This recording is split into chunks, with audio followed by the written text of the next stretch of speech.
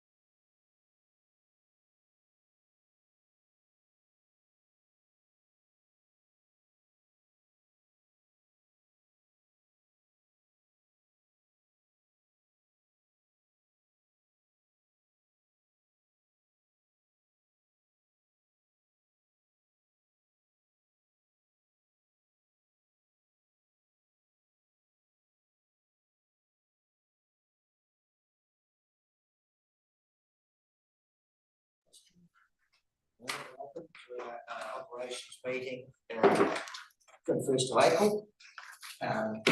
Fresh start out there, but I think we're pretty grateful for the operations team was out there dealing with some of the problems I've got up in North Island.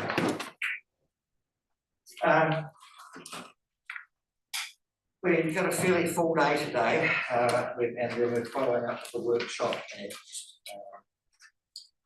1 o'clock. And I understand that Madam Mayor has got to go out at 10:30 and 2 p.m. I actually have just had a wee change, so the 10:31's been wiped and it's now 12:30. Yep. And then I've got just 2:08 precise, 2:40, and then questions by 5 o'clock. Okay. Right, so with that we'll get underway. The health and safety, and we exit out back doors, side doors, and meet outside St John's. Do we have any apologies? Do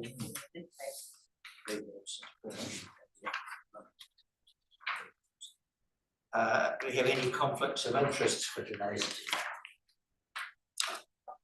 No conflicts of interest.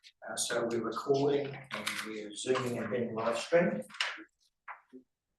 Do we have any announced urgent business?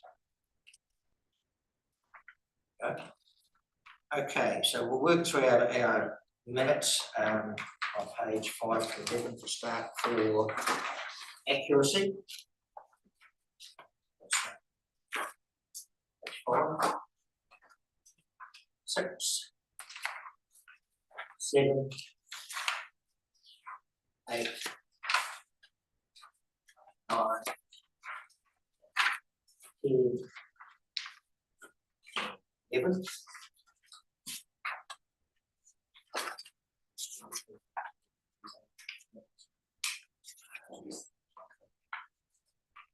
Yes, that's fine.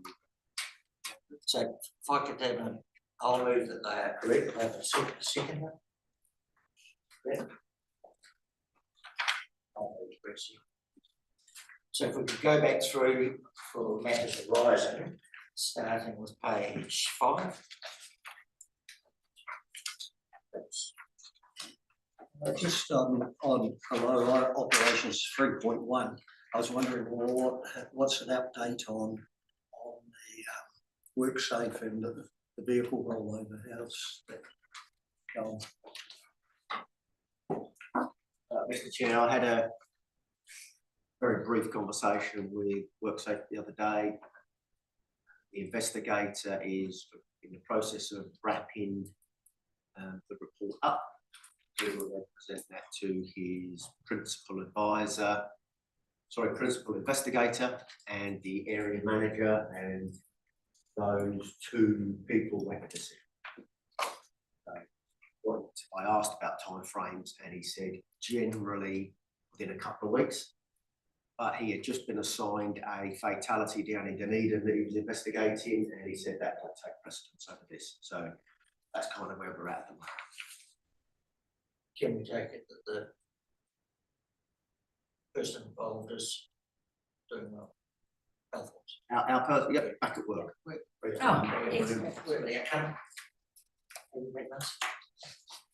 So page 6, page 7. 8. 9. Hi, I just wanted to say that I used Antenna the other day. And I found it really, really easy to use, much, much better than SnapSense on. So congratulations on that. Does seem to me to be really efficient work. Thanks, Tom. Page 10. 11. Have somebody. Okay, so next item on our agenda, decision item, at the request of persons involved, that's now been moved to public excluded. If we can have a resolution to move into public excluded to discuss that item. So, Tom. We're doing that now. Or is that later at the end of the agenda? The suggestion wasn't we did it now. Oh, so we'll do that now. Okay, yeah, I'm happy to.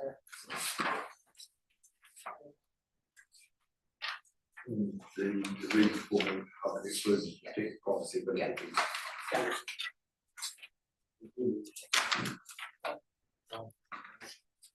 We want to sort that.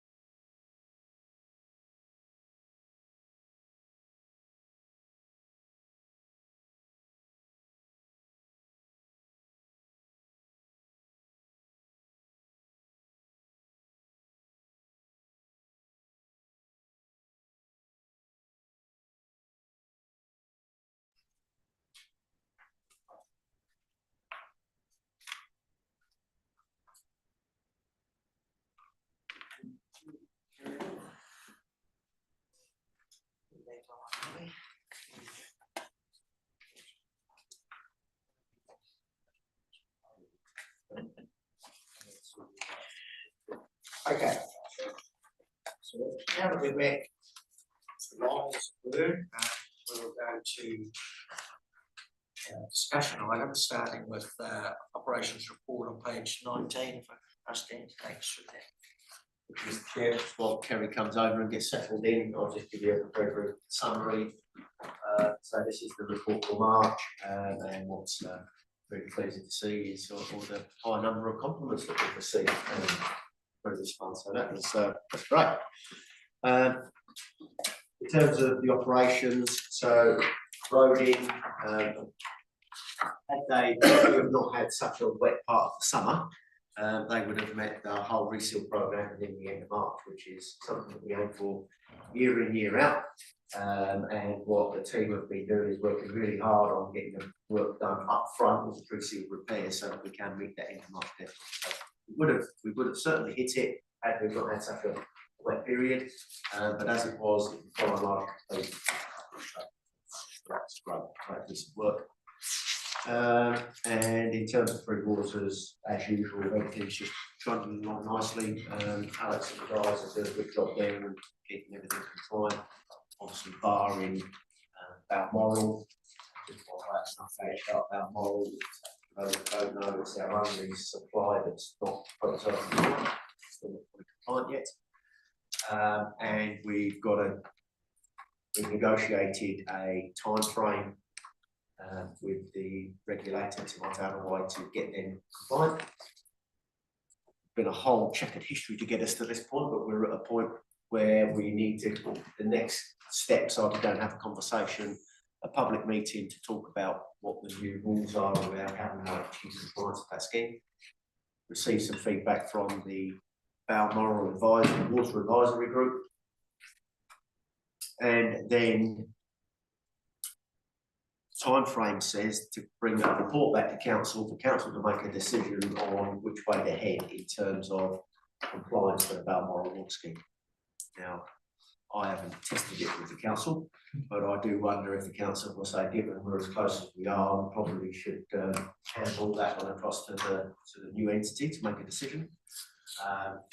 And in my assumption that would be the preferred option is I'll go back and have a chat with the regulator about just deferring some of those timeframes. So that's still a little bit of work to do anyway before we even get close to understanding which way that the local community want to go on it. Building activity is starting to strengthen. So rising consent numbers, Kelly's quite pleased about that. And one of the things that we have been suffering with is obviously the pressure on the growth of grass, the mowers not being able to keep up. And I asked the regional manager and the contract manager to come along last week to the South Ward Committee meeting because they raised it as a significant point for them. So there was open dialogue between the contractor and the South Ward meeting, which I think went well. And as a subsequent of that, there's going to be a meeting with the representative from South Ward, who also represents a lot of the sports clubs, our team and the Delta team, to get together to try and resolve some of these long-standing issues. And at some stage over the next few months, we'll get them through, cycle them into this meeting as well, so everybody gets a chance to talk to them. Just by way of a side note, I'm also going to be doing the same for voting contractor. They're going to come in and have a chat with you, and waste control will waste as well. So having a chat with them directly. So growth has been a bit of an issue for us, and that's something that we're working through. So with that, Mr. Chair, I'll just to make sure that the mowing's right up to scratch for Wednesday day. Around your centre dumps, let them streets. Mr. Chair. Because it was quite disappointing over Christmas, and that some of their towns they look quite scraggy, and it's a lot when a lot of visitors are around. It's a bit disappointing.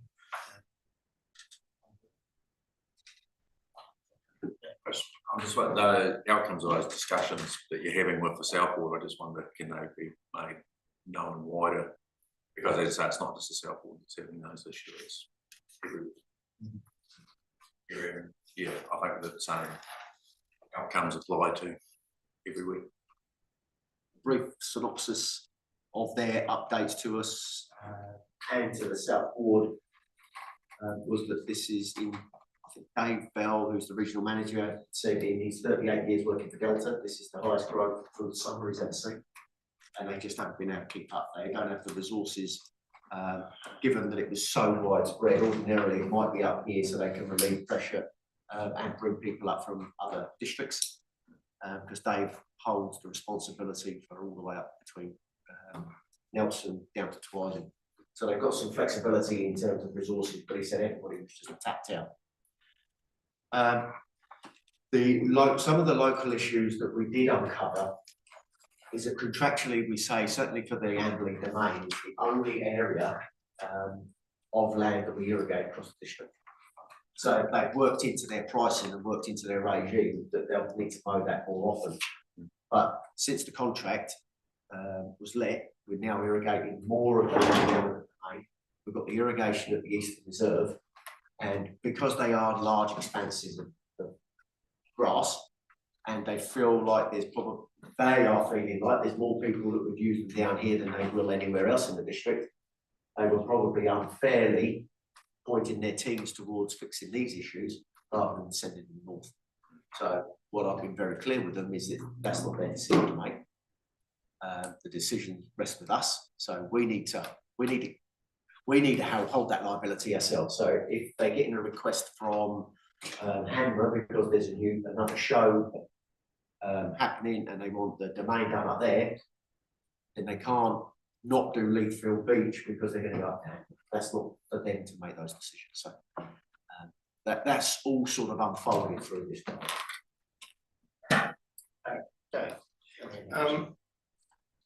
I know we do for eroding and that. Do we have time constraints of when they can mow and actually do stuff like during the summer period? They may be able to mow till 9 o'clock at night, but our contracts say you're not allowed to be on a domain. You've got to be finished at 4:30, so you're back by 5. Or do we don't have a time constraint on when they can mow? That's what I'm trying to say. Because that would allow more mowing time, or do we have time constraints? Mr. Chair, our contract does reference times, and I think it talks about up to 7 PM, but I can check that. But I mean, if it was the right thing to do, we wouldn't police that. But we would police it perhaps if it wasn't a residential area. If it was the Lockett Reserve, which is completely surrounded by houses, we probably wouldn't mow beyond children's bedtimes. So it's a bit of a horses for courses approach. Just a comment, I think it's a great idea that they come run and speak to this committee. So if that's an outcome of the South Board discussion, and there's more councillors to insert and have a deep shared understanding. So I think that's a great idea.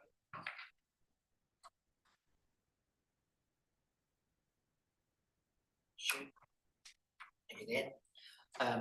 Right, before smoke home, we'll ask Kerry to go through his building report on page 23. Make it quick. Morning, everyone. On the page 20 building report, as Dan's already mentioned, the amount of building consent coming in has increased slightly, up to with $12 million of the work coming in March compared to $9 million in February, which is a fairly good sign, I think. We have issued 95% of our consents on time in March, but unfortunately 2 went over time due to human error and information being returned to officers individually rather than through the system. We got 100% of our CCCs out on time with an average processing days of 13. Here over on page 21, you can see that we're still transitioning to Galscape. It's quite a bit of work to get that up and to run, but we're due to switch that on 1st of July.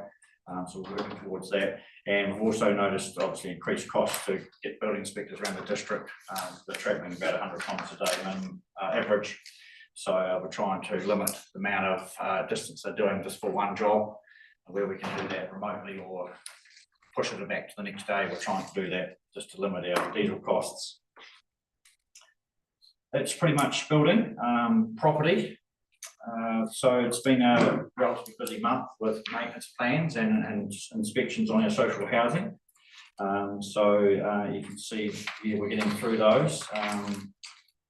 We also, we still have 35 people waiting on our social housing, mainly in Amberley. We've had more damage at Queen Mary regarding broken windows. It's continuing over the weekend. We've a multitude of windows broken. So that's continuing to be a problem. It challenges and risks. We have one overstayer in our camping grounds, which we're working with to either make payment or make a move on, which is challenging. We're also looking at getting a bit more electronic with our lease and licensing software. At the moment, we're just basically doing it on a spreadsheet, so we're trying to look at options of what we could use there. And pretty much might be it. If we move over to 23, you can see little bits and bobs that we've done over the last month, just repairs and maintenance, a new hot water cylinder, a few new heaters and that sort of thing. So pretty straightforward stuff. And we're getting through our jobs for the year. That's on the list. Moving on quite good. We're doing a few of those little jobs in-house as well to try and save on the contracted cost as well. That seems to be working well for the more minor stuff. That's me. Very quick. The hands are going out, I'll start with Murray. No, I'm going, I was just thumbs up. I was going with Frank first. Yeah, no, that's fair too. Chris. Thank you, through the chair. Hi Kerry, how are you? Waikari Campground, that's my backyard. We've got an overstay there, have we? Yeah. Okay, now how long have they been there, mate?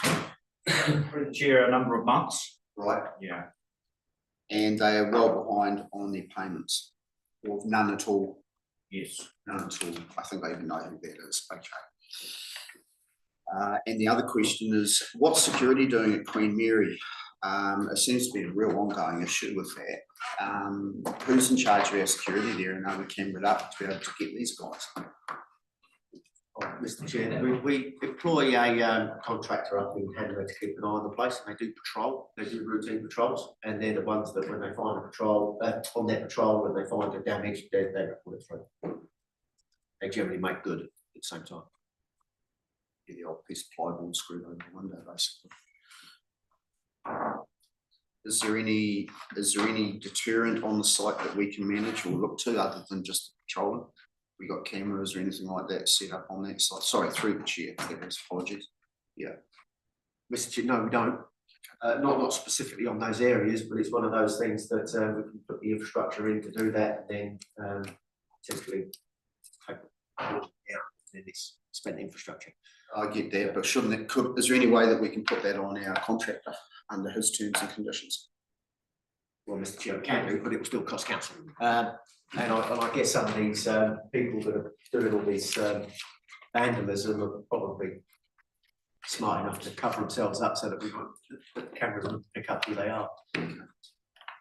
Definitely more vandalism during the school holidays, so it's sort of potentially young people. Yeah. So youth. I think it was Chris and then Tommy. Oh, no, Chris and then Stephen. Just a couple of questions on the building side. Is they under current environment, remote inspections is possibly one that. Is there any plans to do more in the in that area? Yeah, through the chair, the team have just in the last couple of weeks had training on remote inspections, so we are planning to do start that off by doing re-inspections by remote. That was our first to test them out. We've got no real remote system, but we're just going to use it through video calling and fill out our normal check sheets and processes. But yeah, that's that we were starting with on re-inspections, which I think will be quite popular with builders. You know, if we do fail inspection, we can, you know, go back early next day by remote. But yeah, if that goes well, then we might look at doing other types of inspections. It has been used at other bigger councils to a small degree. It hasn't caught on as much as people would thought it would.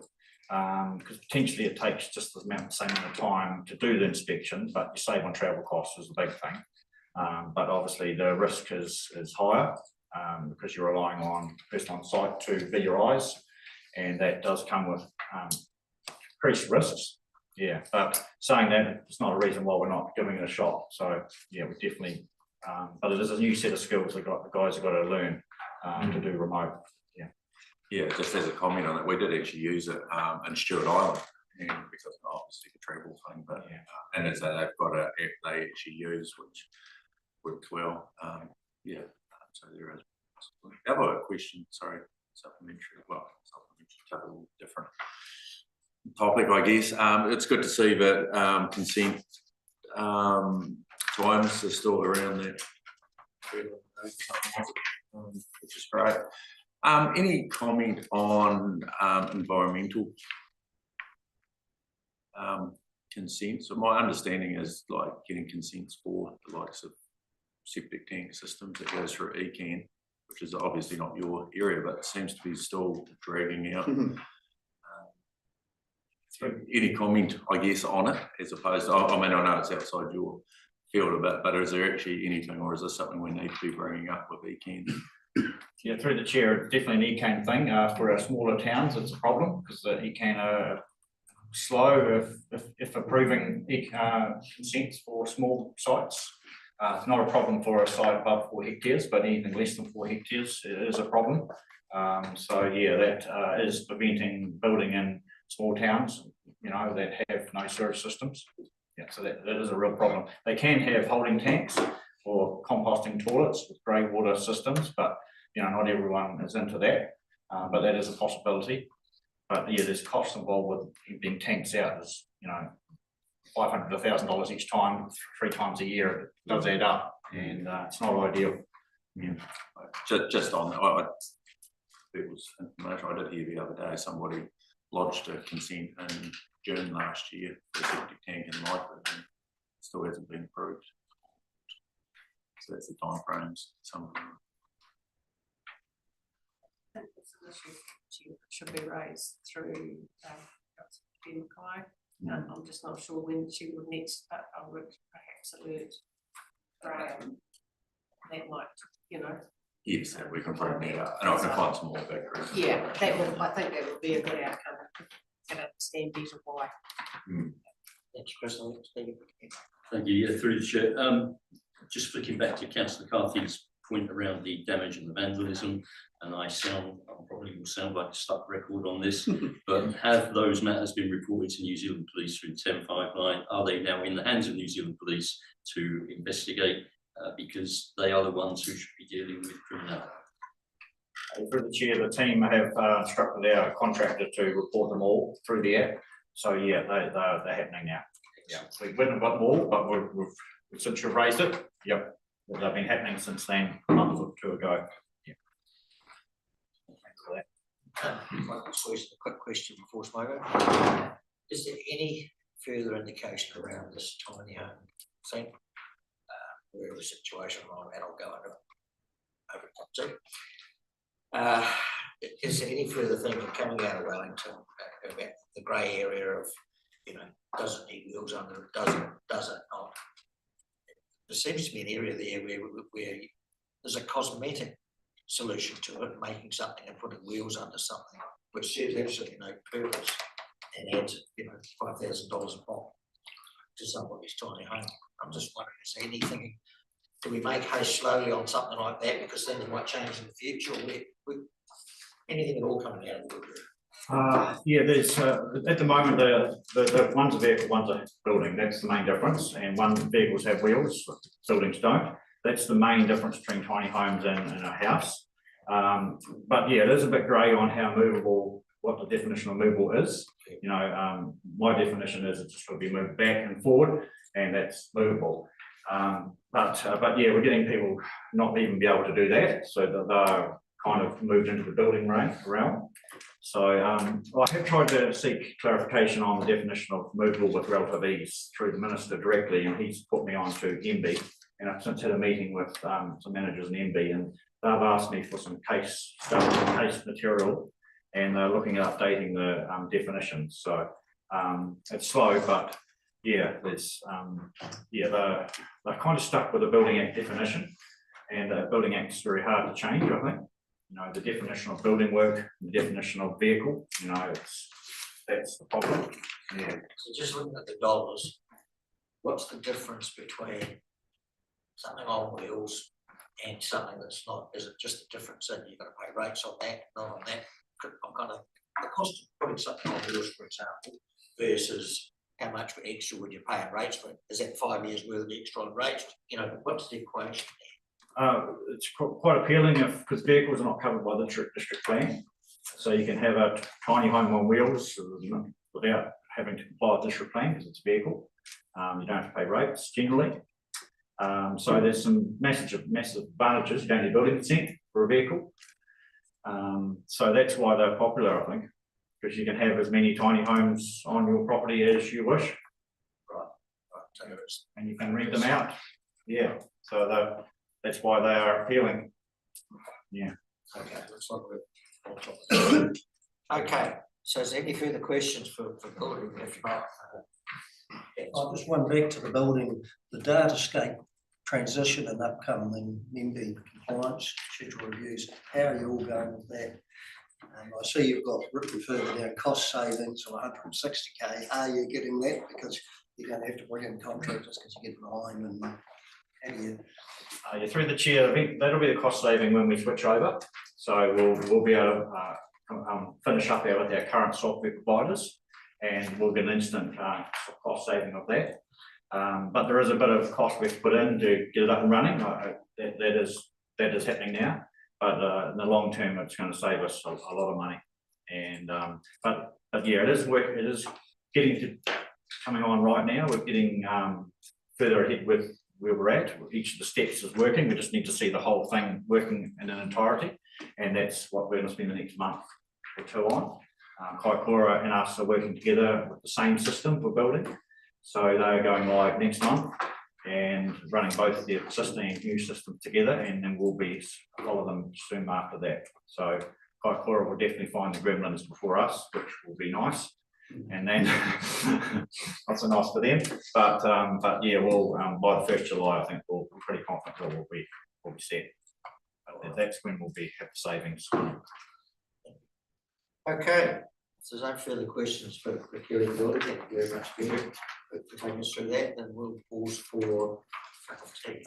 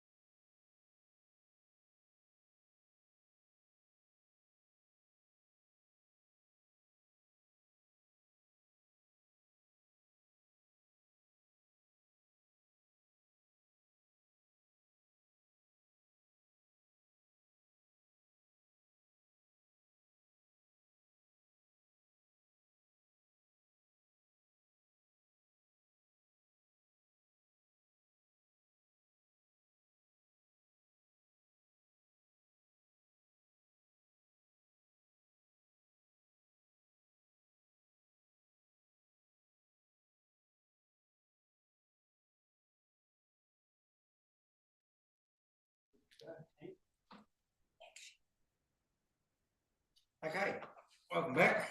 If we could now turn to page 24 and ask Charlie to take us through his roving report, please. Charlie. Good morning, everyone. So just looking to present the March summary. We did quite a lot of maintenance stabilisation throughout the month of March. This was basically wrapping up the additional funding that we've got from NZTA, coming up with the maintenance package of work across the leader, the Lawbox Douglas, the Lawbox Balkan Angley Road intersection, and a couple of progress repairs for the start of next season on Mutnow Beach Road. I think like I alluded to last time we met, we completed 99.8% of the program with only 280 metres that fell outside of the construction season. Essentially, that was because we had the last two roads, Cheviot Heights and High Street Harden, scheduled for the 31st of March, and it rained, so it was damn near, but not quite. As you can tell, the weather's had a pretty big impact, on and off across the network for varying reasons, whether that's grass growth or disrupting some of the sealed paving work that we're doing. The courtesy crossing installation at Henry Springs, so the one that was installed at the request of the Henry Springs Community Board was completed, looks fantastic. We also took the opportunity while we were there to improve the curbing. There was some makeshift concrete blocks that had been there forever and a day as a result of an accident a number of years ago, so we formalised that with some modular curb channels that we obtained for free from one of our suppliers, so pretty good outcome all around, to be honest. Looking into some of the metrics, pretty busy on the CSR front. 87 CSRs received and closed for the month is pretty high in comparison to what we've had for the last, I guess, few months in the last couple of years. On average, we're getting around 40 to 50, and so 80 was quite a lot. A lot of that was unsealed network. I don't actually have the exact numbers in front of me, but the unsealed network took a little bit of a hammering over the last month. We had a grader operator that wasn't here, so we brought in a third additional maintenance grader who wasn't from the network, and it's just a little bit of back and forth and trying to play catch up now.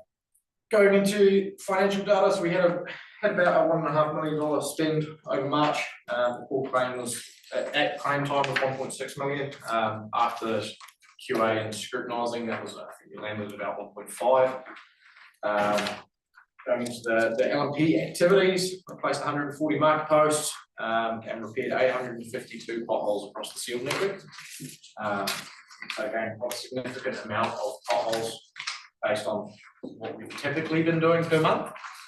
And 108 linear metres of edge break. We finished off the remaining 10.5 kilometres of sealing for resurfacing, and we didn't place any amounts of maintenance milling, but we did grade 105 kilometres.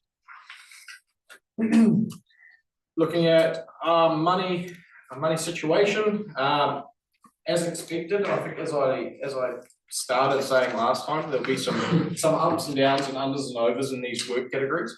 So with how NZTA allocate funds, they basically lock them in groupings.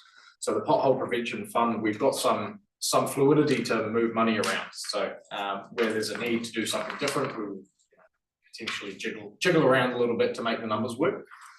So looking at seal pavement maintenance, where we were already at 117% of the $2.3 million original budget, that was increased to 3.1 after the additional funds from NZTA were received. So we're still within, I guess, the new budget, and we're forecast probably to be about 100 grand over in total, which will make up for in other areas. Grading is on track. Unsealed pavement maintenance is on track to be about on budget. Most of that consists of the lump sum payments for the graders. Everything else is sitting pretty good at the moment. We're looking to be about right across the board. The only thing that hasn't come out is the bridge and structure. So the very last line on the bottom there, we've been sitting on some money for River Road Bridge replacement, which we're waiting for the resource consent to be issued so we can tender that work out. And that'll be to the tune of about 1.5 million. So whether that starts this financial year as an awarded or awarded next financial year. And then there's McGowan's. So I think next year looks like a similar amount of money to do 2 structures over the next 2 years. And as well as the last amount of the rehab works to be claimed. So Mutnow Beach, the major components of it have been claimed, and Princess Street to be claimed when it's all wrapped up. And that's quite tidy up those loose ends. That's some pretty graphs there. Conway Flat Road. So we've had this one sitting around for a while. These were steel guardrails sitting next to the beach. So they rusted out, and that was actually very interesting to look at, that they were hanging on for dear life. So we basically did the same thing that we did at Lowry Peaks Road when we did the deck replacement. We got a standard set of drawings, and we went up and we reinforced and scanned the deck, and we placed brand new guardrails, and it looks like a brand new bridge. That bridge has been there since like 1976, and those are probably the original guardrails. Right, did you use stainless steel bolts to hold it all together? Yes. Otherwise it'll be like that, but okay. Was an additional variation to the scope. Looking at Princess Street, so any of you that drive through Princess Street will see that we've been pretty busy out there. One of the really interesting points to note here is there's a culvert, a pipe that runs under the footpath for basically the full length of that street between the sumps. And as part of our work program, we investigated all of the areas for failure. And one of the reasons or contributing factors that section of pavement has failed over and over again is because the culvert pipe is missing its joining rings. So every time it rains, it leaks water through the joints, essentially. So forever and a day, we could have done 1,000,001 things there, and it would still have got saturated in the end because water's coming out through those joints. So we're doing something a little bit different, again, something that we've never done. So we're going to have that pipe lined, which is pretty cool technology. It's new for us. It was about the same amount to either line the pipe that was existing or replace the culvert with a PVC that runs in basically the carriageway. And on a risk front, we probably weren't prepared to have a pipe with inadequate cover and a seal in the actual road carriageway. So we get an opportunity to line a pipe, which is pretty cool. It's a first for us. Other than that site's gone really well. There's some teething issues with the amount of work that had to be done by both the through the roadings team and the roading team, and then some minor issues after being trafficked. But it's going really well, and I think it got sealed last week, the big putt. And then there's a couple more dig out sections that are going to be started this week, just outside the school, and then that'll be done and dusted. People like here will be thrilled. The grading program, so still playing a little bit of catch up with the graders. We have had 3 on the network. We've since gone back down to 2, and one of the grader operators is new to, I guess, the company, not new to the industry. So we're playing a little bit of training as they go, but we'll catch up. Looking at, I guess, from what we've been doing in March, looking through to the rest of winter, we built our maintenance mettling program. This has all been re-inspected and quantities verified and validated. That included Clarence Valley, so in Canada, Clarence Valley as well. And then we'll look at maintenance metal, starting out Virginia Road, out that sort of area, and then heading up to Shedia.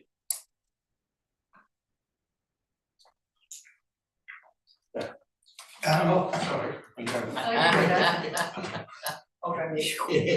Yeah, the Clarence Road, good road bringing in a high value tourist into Hanmer. Long term, because you've done again, I'm not a road engineer, but I only observe coming in from the other end of the Molesworth. a lot of us real steep bits are sealed, and they call, is it traction grip or whatever they do? Long term, is that a better solution for us on those that steep? First question is, who would have paid, there was some inference that Melville Station would have paid for that traction seal, which I find hard to believe.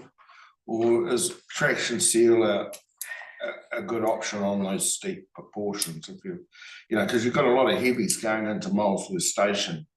You know, I don't know, spending money on and doing it again in a couple of years' time. Through the chair, I think the problem wasn't that we've had to do it every couple of years, is that we did it once and then didn't do anything else.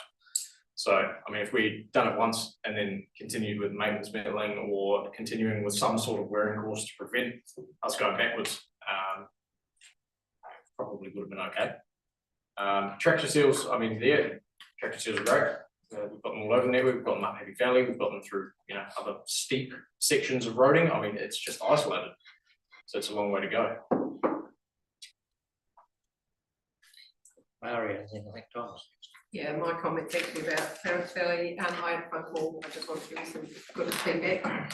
I had a phone call from a resident of Hammond Springs last week to say he goes up through that area frequently, and he thought the contractor did an extremely good job, and you know, preparing and, yeah, well, actually I'm not going to say what he said he did a really good job, and I just wanted that to be acknowledged, I guess.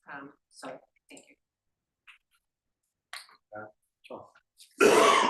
The words right out of my mouth. I get a lot of, Clarence Valley Road is probably one of the biggest sources of complaints and comments that I get, and I'm getting a lot of comments and praise for all the work that you've done. So that's really, really good. Thank you very much. And that is genuine. You know, people are saying it's genuine.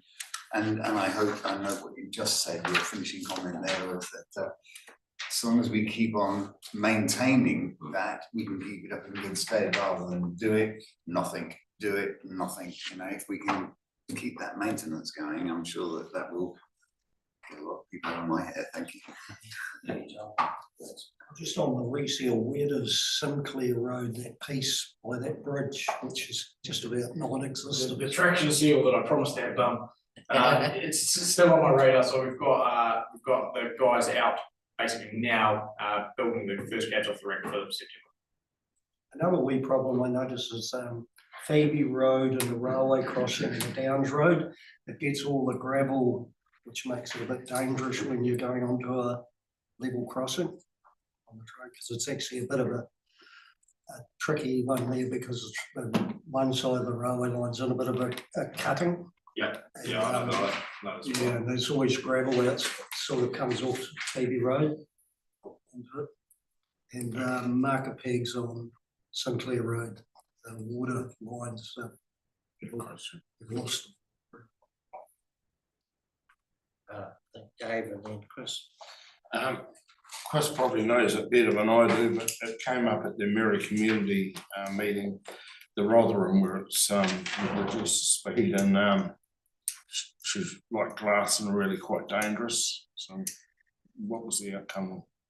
Through the chair, so that section of Rotherham Road North, I can't remember the exact RPs off the top of my head, but just as you're heading out north, is under a temporary speed limit of 50 kilometres an hour, because the binder rise essentially is flushed. So that glass like is binder coming to the surface, where it makes it slippery, hence the speed reduction. It's first in the line for a rehab next year, this coming construction season. So Just another question on road closures. It's getting a bit messy. You know, roads are getting closed and there's no one knows they're getting closed. Is there going to be a tidy up on that? Mr. Chair, is that the one that we spoke about? So there is a formal process for road closures. Those road closures do come through the normal channels. There's a requirement to notify. Dan and I had a couple of meetings around what disruptions the community looks like and how we're going to plan for that in the future. Unfortunately, I guess the trade-off with this is the example we talked about. no one knew about because they weren't allowed to do it, but they did it anyway. So there's a fine balance of people who do the right things and go through the right channels, and you know, we'll close roads and we'll advertise and we'll talk and we'll consult and we'll do all of those things that we'll do. But at the end of the day, if we've got contractors on the network who are just prepared to close it, not follow those right channels, so yeah, that's a conversation to be had with them directly. Yeah, I think so, because, you know, you're issuing contracts, you need to tell them what the rules are really, because, you know, it affects the community, and you guys don't even know the road's closed. Sure, yes, they were spoken to. I've got a number of questions actually, sorry. Rockland Road North was one. My understanding last time we talked was on this season's program. Has that been pushed out to next season? So there's some sections of Rockland Road North that were scheduled for dig outs this season. Yes. And then there's the long section of Flushed, which is scheduled for a rehab this coming season. Yeah. So that will be under 50k for another winter. Yeah. So that will be the second winter. So yeah, as I say, that's been coming up 2 years since it's been under 50k. Now you've put on 23,500 cubic meters. Do you have a ballpark figure of how many kilometers that is actually covered? Shed, I can get you that data. All of our dispatches are linked to a length by width by depth. Typically, we wanted to see volume in cubic meters, not length in linear meters, so I can provide it in either way. Yeah, just curious to have that data and to understand like what is the percentage of the actual unsealed road network that is, and if we are actually keeping up maintenance. We're not. I think the calculations for keeping up or maintaining is 47,500 cubic meters. Yeah, Mr. Chair, it's worth pointing out that at the outset of this roading, at the outset of this LTP, we were trying to elevate the roading budget significantly to clear all these backlogs, because NZTA never came to meet us financially in terms of what we were after. Our backlogs continue to grow. We're not sealing enough roads, we're not rehabbing enough roads, we're not putting enough material down on the roads.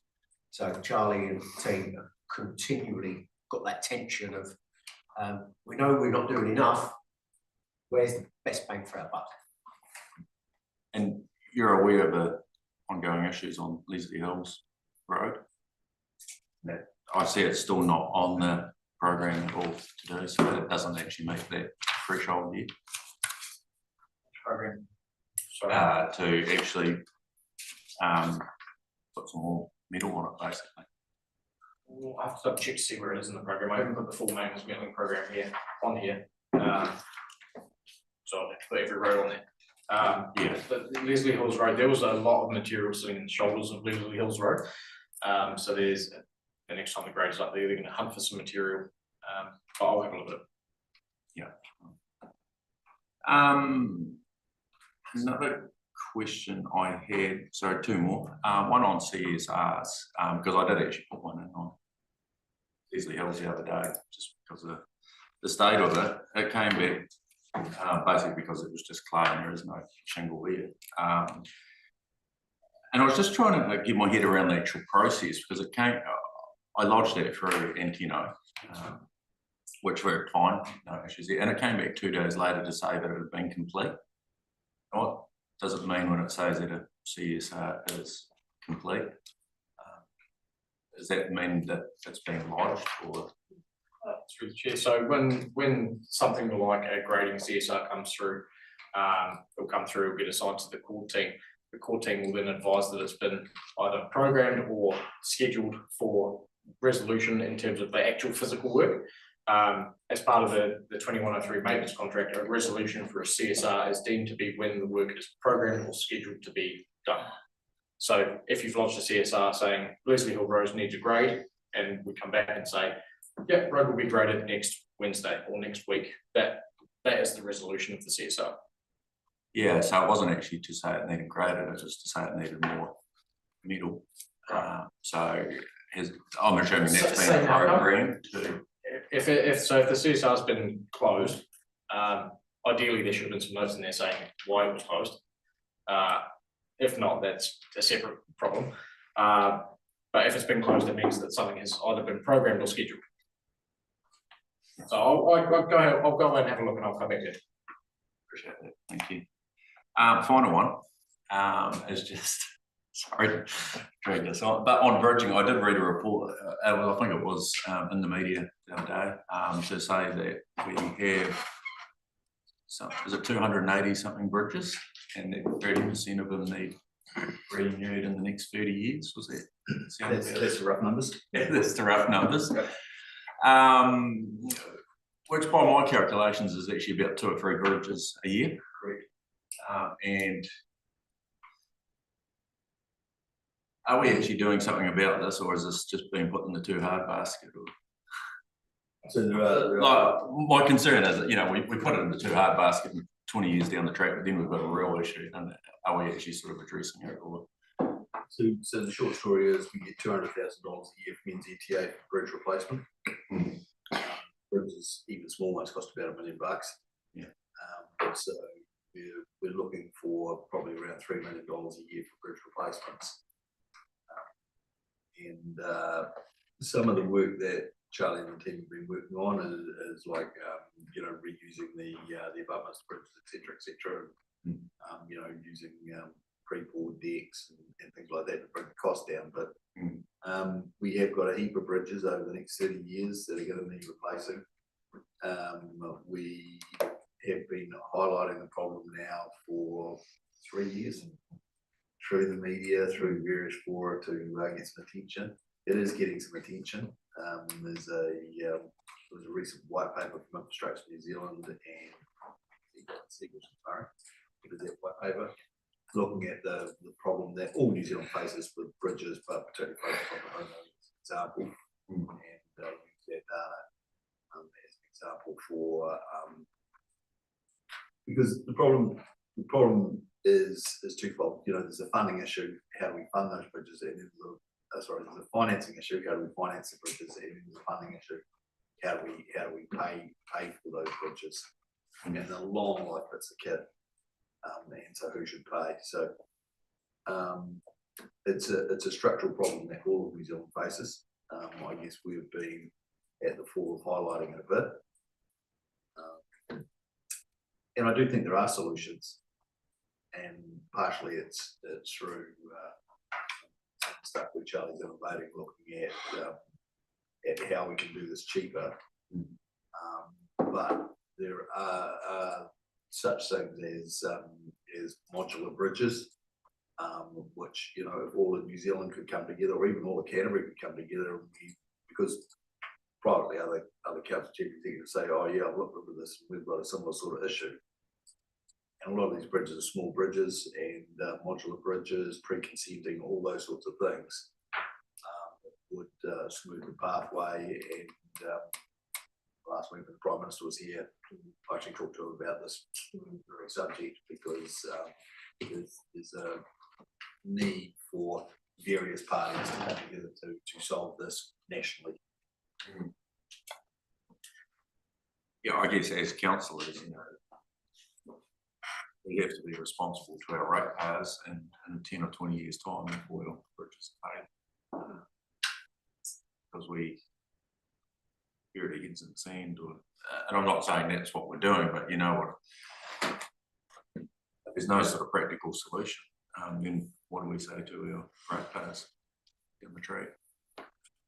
Mr. Chairman, so at the moment we're waiting for, so periodically we get WSP or our bridging engineers to go out and they do a full review of our bridging. When I say a full review, I probably use that term lightly. So they've been doing this since the old days of the Works and Services Department. And they're the ones that hold all of the information on the bridges. And the information that we get back, they give us a 10-year program of work, but that's not a detailed program of work. So it's generally based on historical information that they've gathered, not specifically on those 10 years with the bridges. And as Charlie pointed out before about Lounder Peaks, I think that was up for some several $100,000 based on their documentation. So that's what we kind of budget for. And it's not until our guys get out there and actually investigate it, say, actually, this is the solution, we end up doing the solution for about 40,000.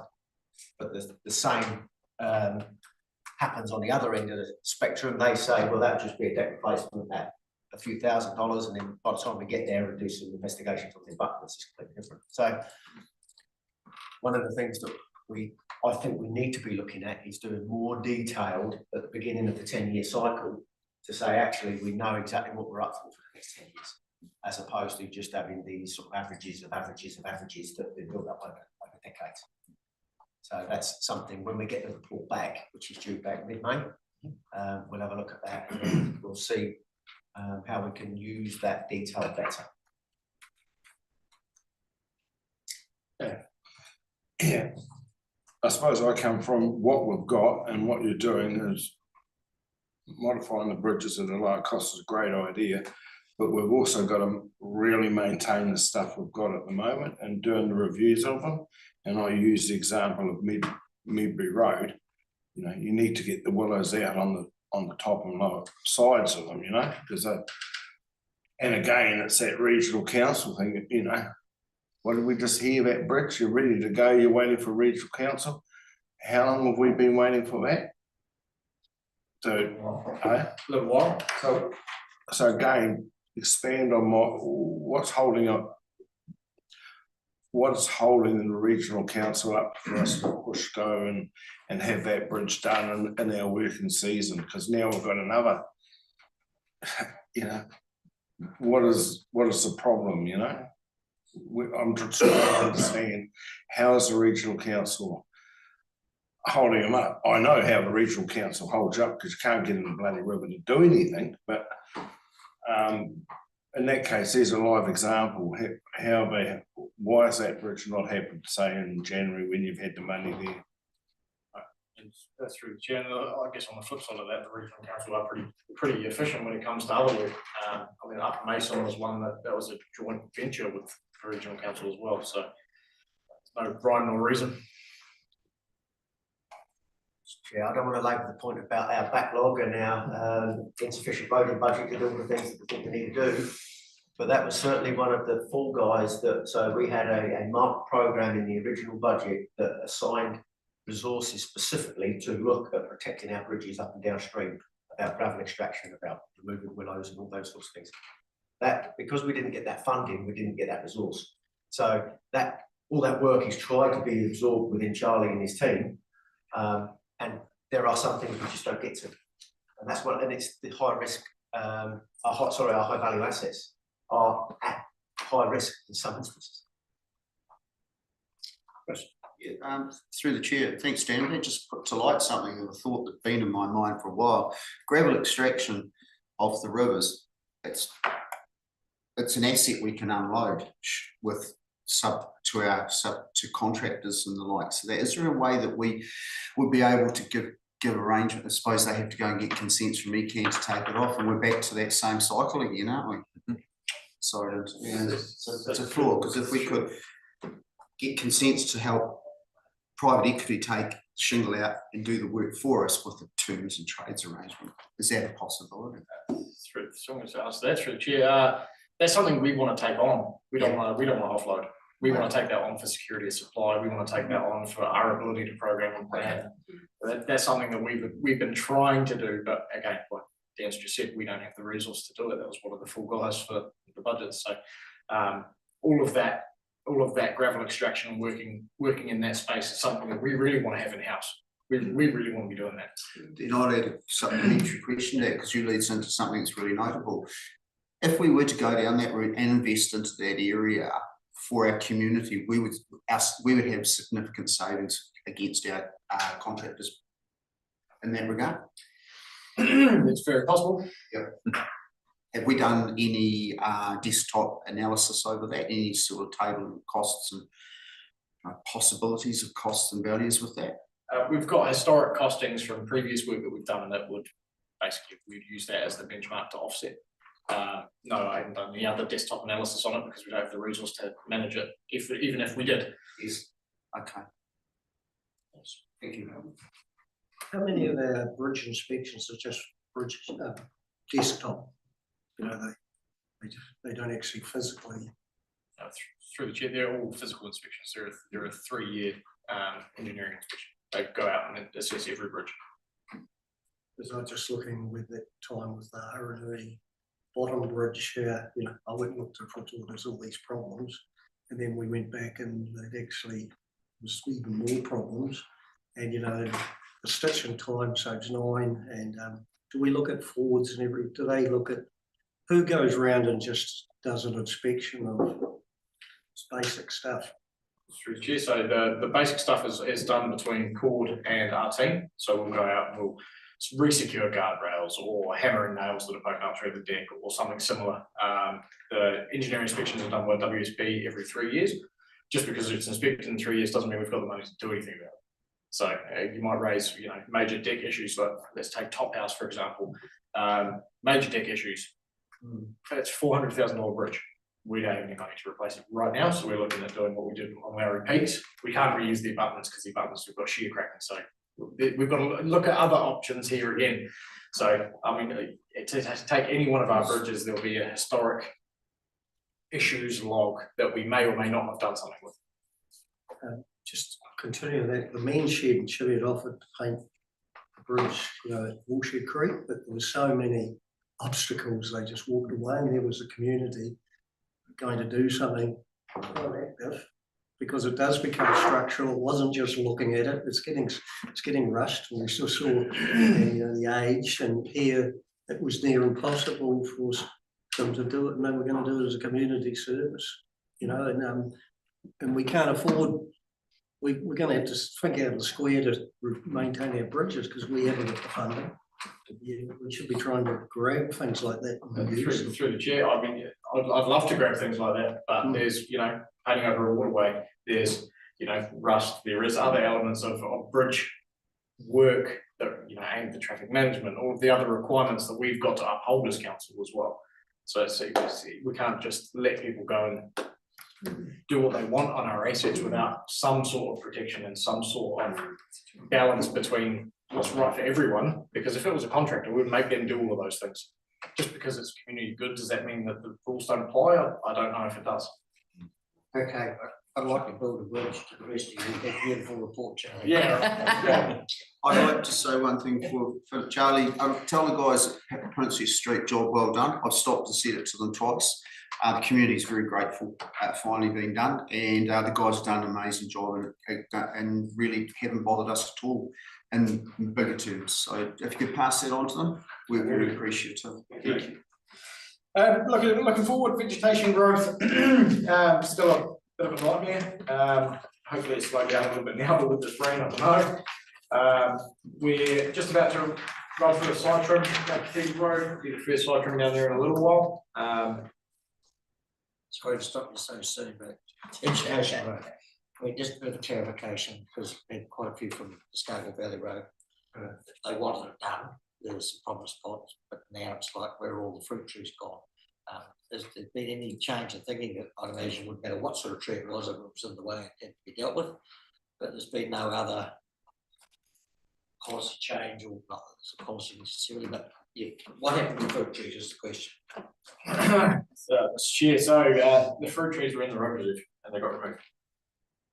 So I mean, as black and white as I could probably go.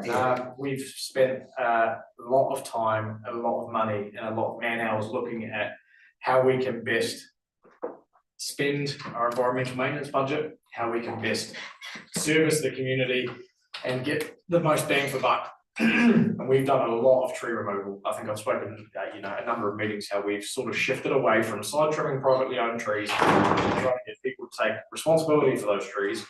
And if they don't take responsibility, there's a good chance that we'll, as budget and time allows, we'll remove them. If trees are back on the fence or something like that, they're not an obstacle to the road, are they going to be taken out or not? Not necessarily. I mean, most of the trees that are planted against hedge lines are shelter belts or, deliberately planted trees that are there for a purpose. So as soon as you start talking to people about the possibility of removing them, they're quite happy to take them.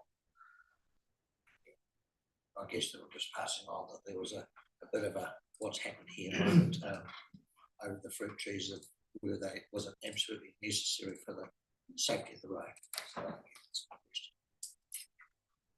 Right, and looking forward to, again to the 2730 reseal rehab program. So this is we had a consultant in who had built this tool for Christchurch City Council. And we basically rode on their coattails and thought this would be really good for us. So this tool that you're looking at with all the lines and the pretty little options. So this is a viewer that essentially interprets asset data. It pulls on texture, cracking data, surfacing history, maintenance. So it pulls on pretty much everything that we have available at RAM and tells you what we should be doing with our roads. So this is basically assisting us make data-driven decisions. So we can click on any road, any section, and it can bring up all the history, what time it's likely to be due for a reseal or a rehab, as well as some other reasonably exciting things. It's another tool that assists us in making those good decisions, which now anyone in the council can have a look at. Basically, you know, it's the bones of our program. So from this, we'll export a list of now the right kilometres that we can do per annum, and then go and field validate, cross-reference our field validation back with this sort of thing, and then decide on our program for the next 3/10 years. Turning on page 27, that's the drilled down version. So this gives you all of the score, what the data sources were for the data that comes in, the type of seal, and what percentage of that treatment section for either reseal or rehab. Does some pretty cool little calculations in the background. It's very exciting. Looking at the upcoming plans. So we've all pretty much finished on Princess Street, the rehab section anyway. We have pretty much finished our intersection remarking program, Clarence Valley, and getting into our side trims and maintenance milling now. So winter maintenance, so we'll be back on into drains, we'll be back into maintenance milling with the additional money that we procured from NZTA. Some more milling on the ground starting the end of this month. And a couple of culvert renewals. There's a couple of sections out in Lake Sumner Road. We've got highlighted to go first. Other than that, I think it's me. Any further questions? Just on the vegetation side, trim, is that getting those would-be just getting quite, I know some of the roads over our side are getting, on blind corners. People are getting, you just have to go out onto the road to see if someone's coming, and so you're trimming some of that up. When we remove a tree, it's where it drops. One of the questions was on Scale Golf Course area. At that stage, trees were just smashed down. And see the job finished. I don't know. What do we do there? So usually the tree will be taken away, or the sash will be chipped. I think there was a couple of jobs where trees have been left, and the contractors since gone back. But generally we just knock them down and chip. Just one on the wheelie diggers. What's your policy for material that they dig out? I just noticed up home a few places like that's either just been left along the side of the road or on the bank. One, if it's on the bank, of course, you end up washing back into the water table, or two, if it's on the side of the road, it's the mowers aren't going to be too heavy having to mow over the top of it. And also noticed there was a few piles put out onto private land. Is it sort of able to be done without consent or whatever from the landowners? So through the year, yeah. So the policy is lose the material on the roadside where you can and where it's tidy. If not, there's a provision of truck rate to cover the way. And unless there is an agreement between the contractor and private landowners, we shouldn't be putting on private land. I'll make some inquiries. Okay. Thank you very much, Charlie. It's always good. Appreciate you stretching our dollar as far as it can go, and getting as much done as you can. That's it. Thank you.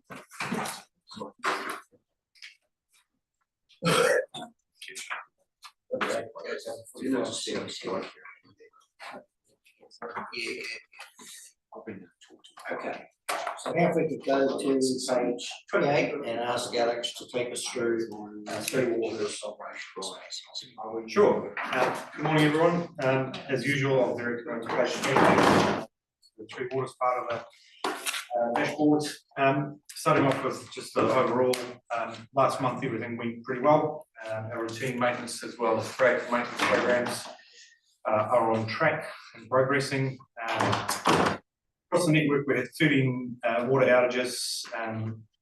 7 of those were planned, and majority of those were in culvert in our northeastern schemes. And these are largely around our pipe upgrades. We had 19 reports of complete losses of water supply to the property. A large portion of those actually related to the water outages. It's just either people didn't receive the notification that that outage was happening, or an outage had run over time. Our stormwater and wastewater programs continued. We did have 3 wastewater overflows last month, which is a little bit unusual. And those were, one of those was here in Amberley, and it is a result of a siphon that overflowed. Luckily, the Dock Creek was dry, so it didn't affect. You know, we were able to contain the overflow and clean it up pretty quickly. And a couple of those were up in Hammer Springs. So the siphon issue down here is something that we are looking at a bit closer, because it's not the first time that that's happened. So we're going to have some more monitoring equipment installed, as well as our routine maintenance for the flushing program of the siphon, which typically happens every 6 months, has now been moved forward to a quarterly schedule, just to make sure that we're clearing. And actually on the next round, we're going to have a look inside the siphon using our own CCTV equipment and make a decision from there. Looking at key metrics, there's nothing untoward. We've got the, I guess, the seasonal cycling happening. There's one, I guess, one thing worth a mention.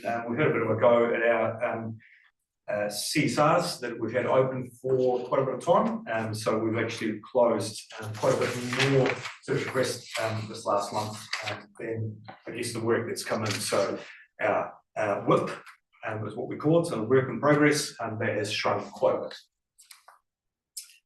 Moving on to challenges and risks. We did have a coliform detection at one of our treatment plants, and that is in Balmoral. As the coliforms are detected, that's essentially our early warning sign that there could be some sort of contamination in the water supply. We've got an established response plan for that, so we kicked that plan into action. And we sent quite a few people out to go and inspect, I guess, the network around where that sample was taken. And on day 1, we found that a lid has blown off one of our reservoirs. It is a raw water reservoir, so we weren't sure whether that was the source of the contamination. However, just a precaution, that bank was isolated, and the following day the reservoirs were cleaned and flushed. We did some retesting for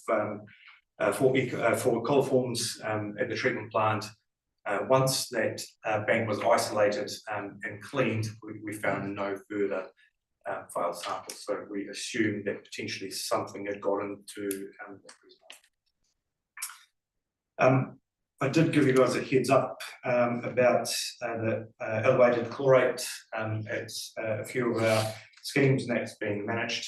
So we are not having any more failures or any of those results coming back at over 50% of maximum allowable value. Just one key issue that we're having here in Amberley Over the last couple of years, we've seen quite a degradation in performance of the Racecourse Road bores. And this is mainly around our ability to pump to our consented volumes. What has been happening is we suspect that there's been aquifer compaction around our bores, so that means that we can't take as much water out of the bores as what we used to a few years ago. Alexia, that one there, I picked up on because it's somewhere better water, I understand. Tragedies happening down at Go Seven Strait with vineyard posts getting pulled out. There's a number of water sources there. Is there any work we can do in preempting whether or not there may be excess or spare water existing or not, sources that we could perhaps look at or tap into in the future? Mr. Chair, at the moment, as far as I'm aware, the zone itself where our Racecourse Road bores are located is over allocated already. So I don't believe there's too much water available in terms of us being able to, I guess, ask for more from the council, but it could be a potential as, you know, as other sources. I'm sort of thinking that if current water sources perhaps weren't going to be as required for future use of the land. Mr. Chair, Rick Dobbs, when he was here, as part of Rick's whole program, he was talking about Valley for different sources of water. Could find any, so whilst there might be plenty of water available, it's just not the right quality. It needs such high levels of treatment that it makes it unaffordable. Okay, so with the existing bores, there is things that we can still do. There is some, I guess, maintenance work that we can do on those particular bores. Unfortunately, any such work where you're sort of poking around 130 metres in the ground do come with risks. In due course, a paper will come for a decision here. I just sort of look up hands go. Just a question, how much percentage of the water for Angley Town comes from that well? Is it 30, 50, 100 or 80 or? Mr. Chair, I wouldn't know. In terms of a year, I'd say probably about 50%, but yeah, don't quote me on those figures, but roughly about that. So it's actually quite a big risk, isn't it? It's important in our mixing too, isn't it? Something that we're for. Yeah, absolutely. So it is certainly aesthetically more pleasing water that's extracted from those bores. It's a lot lower in iron and less hard water. So I guess aesthetically the water in Amberley, as we're able to extract less from those bores, aesthetically the water in Amberley does become worse, particularly during the summer months. Steve, I'll get your question. Yeah, thank you through the chair. Thanks, Alex. Just want to flick back into the iron fouling at Amberley Coai. This continues to be a problem for you. What's that looking like? Can you give us any sort of update on that? Because I know that there is a lot of rust coming through, or rusting looking sediment coming through on the eastern side over here. Yeah, sure. So we have had some further meetings with the consultants that are designing our the softening plant. We've done some further sampling of the bore, and we've found out that the likely source of, I guess, that rusty stuff that you see, which comes out of the water, which typically holds that in a soluble state. We suspect that that's actually being caused by bacteria that are growing inside the bores. So it's something that's been, I guess, flagged to us by the consultant, and we're still sort of trying to figure out what to do with that information. There are, again, some maintenance activities that can be done in order to reduce the bacteria inside those bores. Again, those activities are quite, they're quite a costly task and something we haven't planned for. So one of those things we're looking at through the next annual plan and potentially through the next long-term plan is doing some work around that. But before we go and pull any pumps out, which is the only way really to confirm that it is bacteria, we still got to do some more testing, and I'll provide you that more detailed update. I've said it before, but I will pay for the coffee for you to have a discussion with Jared Van den Bosch. This lives north of Emily. I'm sure you probably haven't done it in the last month, but I'll pay for the coffee. Sure. It might be the best investment you've ever had. Yep. Remember his name down? No, I haven't, no, I'll come to you after this.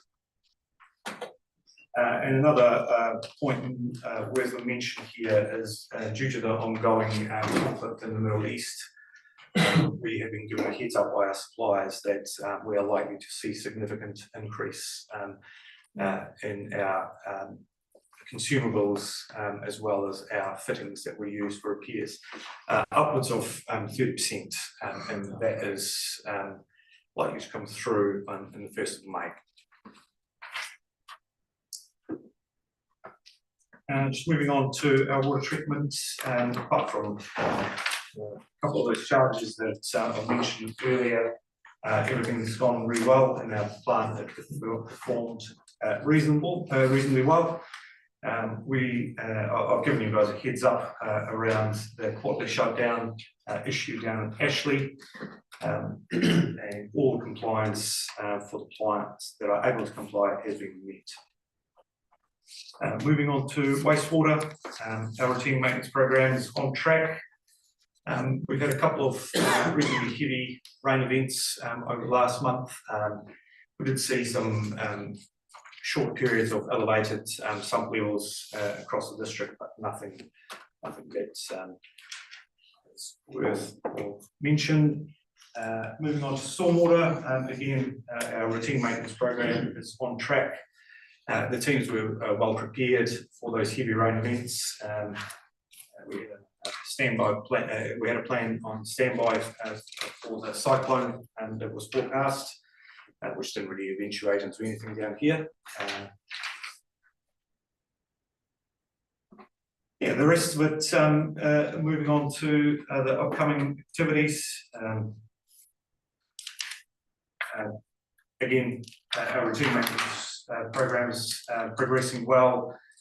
We are well positioned for our end of year reporting, so we've gone out as we do usually quite early and secured the contractors to make sure that we are required independently prepared reports are ready on time, and working with those guys to have everything started at the end of June. Moving on to page 32, there's a few pictures there of stormwater maintenance work being completed in Harden. A couple more photos of CCTV work being completed in Hammer Springs, and we continue to see, in the central area of Hammer Springs, we see a lot of fat deposits that typically originate from either restaurants or the rental housing, and yeah, a couple of leg repairs there in Hamilton. Much, Alex. I'd probably push for tea back out of the coffee, but appreciate the work.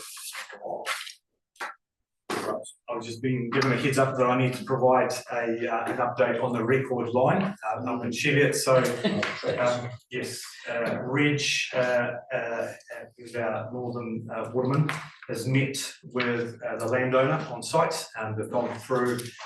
They've taken out, or Reg has done it himself, has taken out the trees that need to be taken out.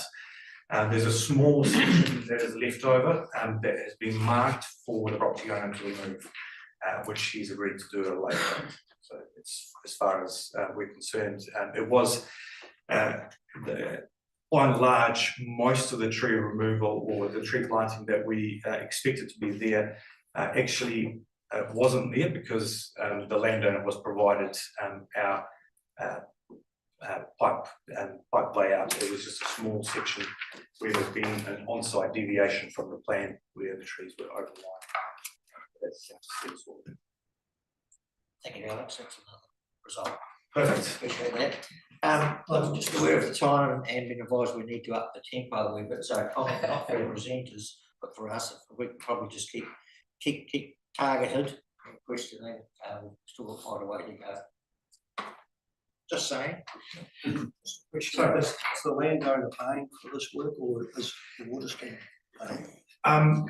So the work, so the landowner has agreed to remove the section of the trees that never got done. He is paying for that, or he is doing that himself. But the work that was to remove the trees from the work that Reg has done was paid for by council. Yeah, just a query, page 31, technical and advisory services, Ravensdown stormwater to trade waste query. Could you explain that for me? I'm just a bit curious as to what that was, just to clarify, just above upcoming activities and plans. Page 31. Mr. Chair, I will have to find out for you and bring something back to the next meeting if that's okay. That'd be great, thank you very much. Sorry, just quickly, just the fat deposits you're finding in the sewer pipes, is this a issue, or is there, as far as flop pipes, or is there actually a resolution how to get rid of them? Yeah, Mr. Chair, yeah, absolutely. So yes, finding fat in the pipes is an issue for us. I guess the fat bergs do float down, and they at times have blocked our manholes as well as affected our pumping ability.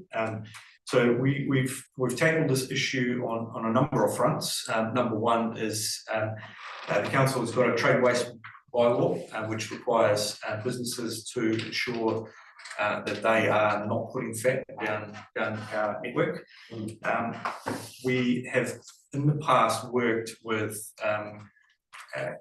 I guess the operators of the rental housing up in Hammer Springs and try to educate them to try to I guess pass on some of that education to their renters, that the old campaign of the 3 Ps, I think back in the day, was that's the only thing that should be going down the toilet. And the last one is we've got an injection system which injects enzymes into the network around that central area of Hammer Springs to break down that fat proactively to stop it from blocking our manholes. But we do continue to see it in the network. So I'm aware that not everybody's diet and hammer contributes to fat deposits, but are we talking here kitchens, beds, commercial stuff maybe? Yeah, Mr. Chair, yes, it's commercial as well as I guess probably some private. When you're away on holiday, you know, you might have been preparing some food at home, and people do tend to take a little bit less care probably, and putting something down the toilet or down the sink rather than what you would do at home, because it does result potentially in blocking your own pipes and as well as the council pipes. All right, probably not a subject to get stuck on. Thank you. Thank you very much.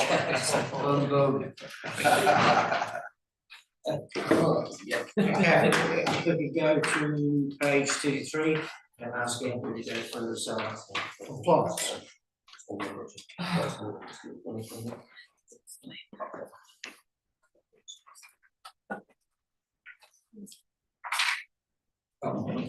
Thanks. Actually, I can provide some background on that query about the Ravensdown. It's an inquiry received from the Ravensdown store about whether they can discharge the stormwater runoff from the yard to the council's wastewater system.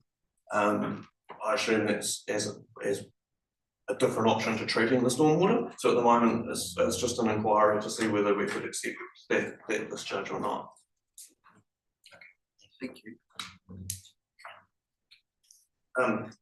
On the compliance front, March we had a high number of CSRs, the highest number since August, and across the usual range of activities for us. We had 2 had two dog attacks, one where a cat was killed and one dog on dog with a minor injury to the other dog.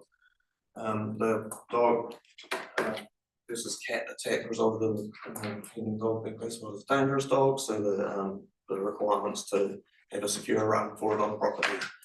And those muzzle whenever it's out in place. And that dog is now returned, and so we're monitoring compliance with that dangerous dog classification. A couple of food safety complaints, one food safety complaint, and an interesting pattern with a few noise complaints about alarms, which happens occasionally, but there are a few in that, unusual. Still pretty high interest in the dog control side of the shop. Obviously that's going to be on the agenda, and review of the act still on the agenda for now. And just with the number of CSRs, our priority for compliance officers are still responding to CSRs, so there's been a low number of resource consent monitorings done, and we've had some discussions with the planning team about getting some help with getting the planning staff to go and monitor the consents in the first instance, because we're just not getting to them at the rate that we want to. Just a question on the dogs. There was one in Cheviot and quite a few people complained about it. And then the couple said to me that they knew other people had put complaints in, and then they rang and said, so this is the first time we've ever heard of it. And one of them was the partner of the person, so they knew that calls are being made. No one down here seemed to know about it. Mr. Chair, yeah, I'm a little baffled by that comment, because I know that we do know about it, and we've done multiple visits to that address to try and resolve that issue. So whether, yeah, I'm not sure how that comment fits into the response. We certainly know that we got multiple bills, and we have been to the address multiple times. So well, it was quite annoying to them, because the dog had attacked one of the children, and then they put the complaint in, and then the other partner come on, the dog attacked the children again, put in a complaint, and we hadn't heard about the first complaint. Sort of, has it all been worked out, or? Well, through you, Mr. Chair, that some of that can be, if it was an after hours call, you're not necessarily getting the same call taker, and I'm not sure whether their system says, oh, we've got this on the go. But ultimately it filters back through to the same small one or two people here. So our aim is for them to speak to the complainant, so they should have a handle on whether they're aware of that complaint or not. But yeah, multiple visits to that site, and then initially an undertaking from the dog owner to secure the dogs and all that, and then we had reports of those dogs out again. So we went again. This is one of those ones as well where the frustrations documented with the Dog Control Act are in play as well, because you get a call, in this case, calls about roaming dogs from that address. And when someone gets there, the dog's no longer roaming, it's in the address, so can you seize it? But it's as far as I know, the dog is still in situ, it's ongoing, but it's ESA, but we're monitoring it quite closely. So it hasn't been declared a dangerous dog or anything? One of the dogs, I think, has been classified as a menacing dog. There's several dogs at the property. I don't know, because people are too scared to go there. There's children out. It's quite bad. And you have a dog kill a cat, and it becomes a major issue. But I don't want to be sitting here and hear there's been some child mauled and chilling. Yeah, through the chair, I agree with you, and it is one of the frustrations. It's hard for us. And there's in response to I suppose the renewed public interest in it, there's a paper from the Institute of Animal Management to the ministers involved, where they outline essentially, they document frustrations that dog control officers have with the Act, and some non-legislative suggestions how to improve it in the short term, as well as some suggestions for future legislation. And I can tell you in that document, it's the same sort of frustration as expressed, as that essentially the tools that you have in terms of impounding, seizing a dog, really kick in once something serious has happened. And the frustration is that once when you have roaming, you don't have strong powers to go in and pound a dog and keep it. You don't have powers to say, we're keeping this dog until you build a fence. And that's, yeah, it's the same thing we're dealing with as the frustrations with the act that have been documented by the National Institute. So, now, understand, and we're doing our best to monitor it and be there when the dog is out so we can do something about it. But like I say, often the powers to address it are limited, and unfortunately they really kick in when something serious happens, which is not that satisfactory to anyone. It's quite frustrating when you see on Facebook people comment and then the dog owner is abusing everyone else, you know, and saying everyone else has got the problem because they have to walk along the street. You know, but it reflects back. I know it's hard, but people say, what's the council doing? John. Thanks, Andrew. Just a very, very good one. I saw an incident recently with a incredibly well-behaved, well-trained dog went within about 4 meters of a woman, and I saw it actually happen, and the woman reaction was as if it was a bloody pit bull that had got her by the throat. The question is do we have many malicious and you know, false claims by public about dogs in our area? No, not really, but I guess as part of looking into them, that we do need to get both sides of the scenario and weigh them up. But I would say no. Probably the ones that are difficult to judge are the barking, because people's tolerance of barking is really different. So this dog barks all the time versus it barks sometimes is the really tricky one. But I don't think we get many malicious in terms of like complaints about attacks or aggressive dogs. Just aware that it's 12 o'clock. We've got a workshop at 1 o'clock, and we've got some great presentations to come. So we're going to have to try and rattle on if you're okay with that. Andrew. Okay.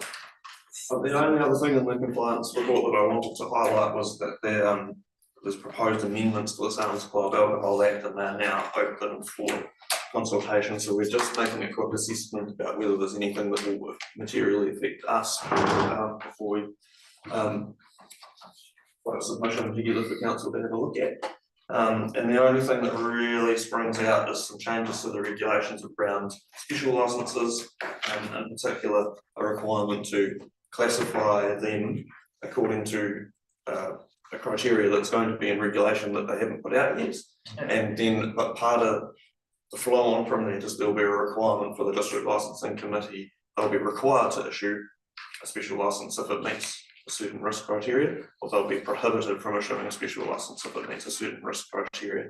So hopefully those criteria are sensible and work, but it is an area where some of the autonomy of the district licensing committee that would actually be removed by that, and at this point we can't see the regulation to see what the criteria would be.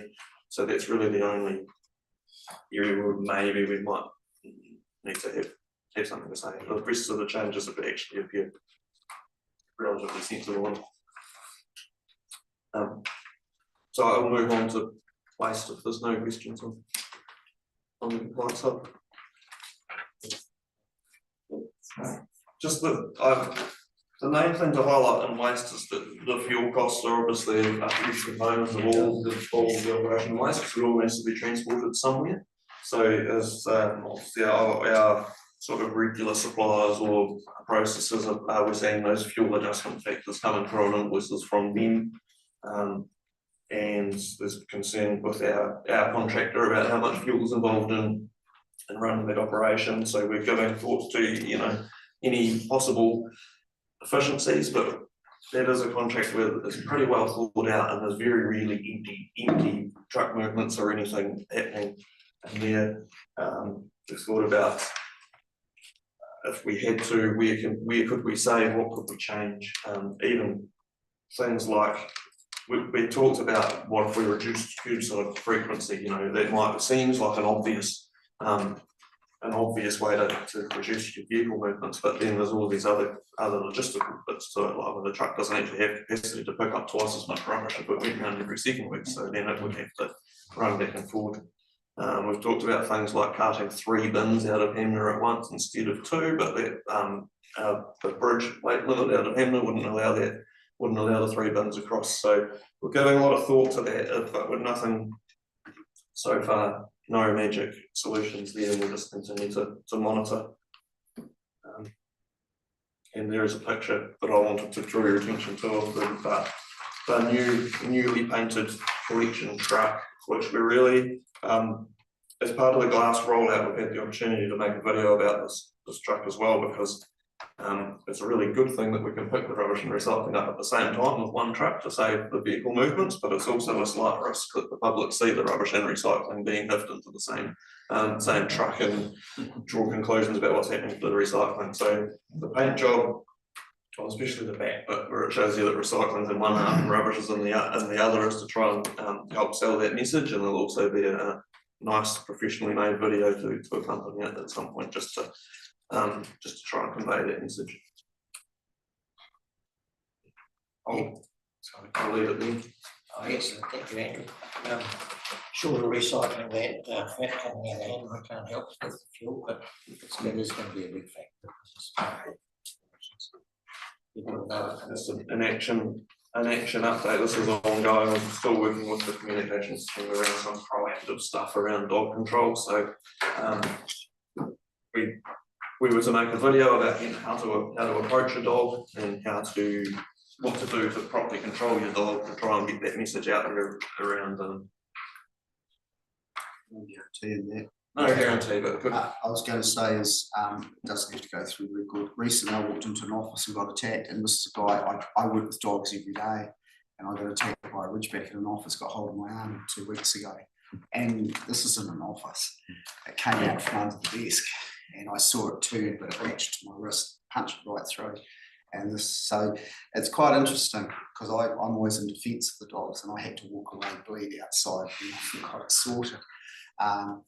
Yeah, it's funny what sends dogs off. It can be anything. What Tom was talking about. I mean, I can walk up the street with a 4-pack of hunting dogs, my gun dogs, and none of them will break line.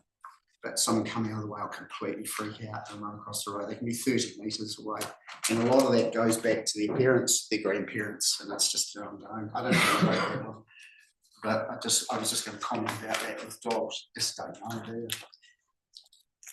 Just a real quick one, Can I just quickly ask through the chair, and I'm just making an assumption here. Is there a connection between the campground overstayer and the dog issue that we have? And if there is there conversations going on between those two groups, because you could be able to solve 2 things there? Through the chair, yeah, well, I think we have interacted with the campground overstayer about the cleaning up after his dog, if I'm on the right track. Oh, no, I was referring to the dog attack. Is it the same? No relation. I know who you are. Okay, no further questions for Andrew. I think you're all right. Now, if we go to page 36.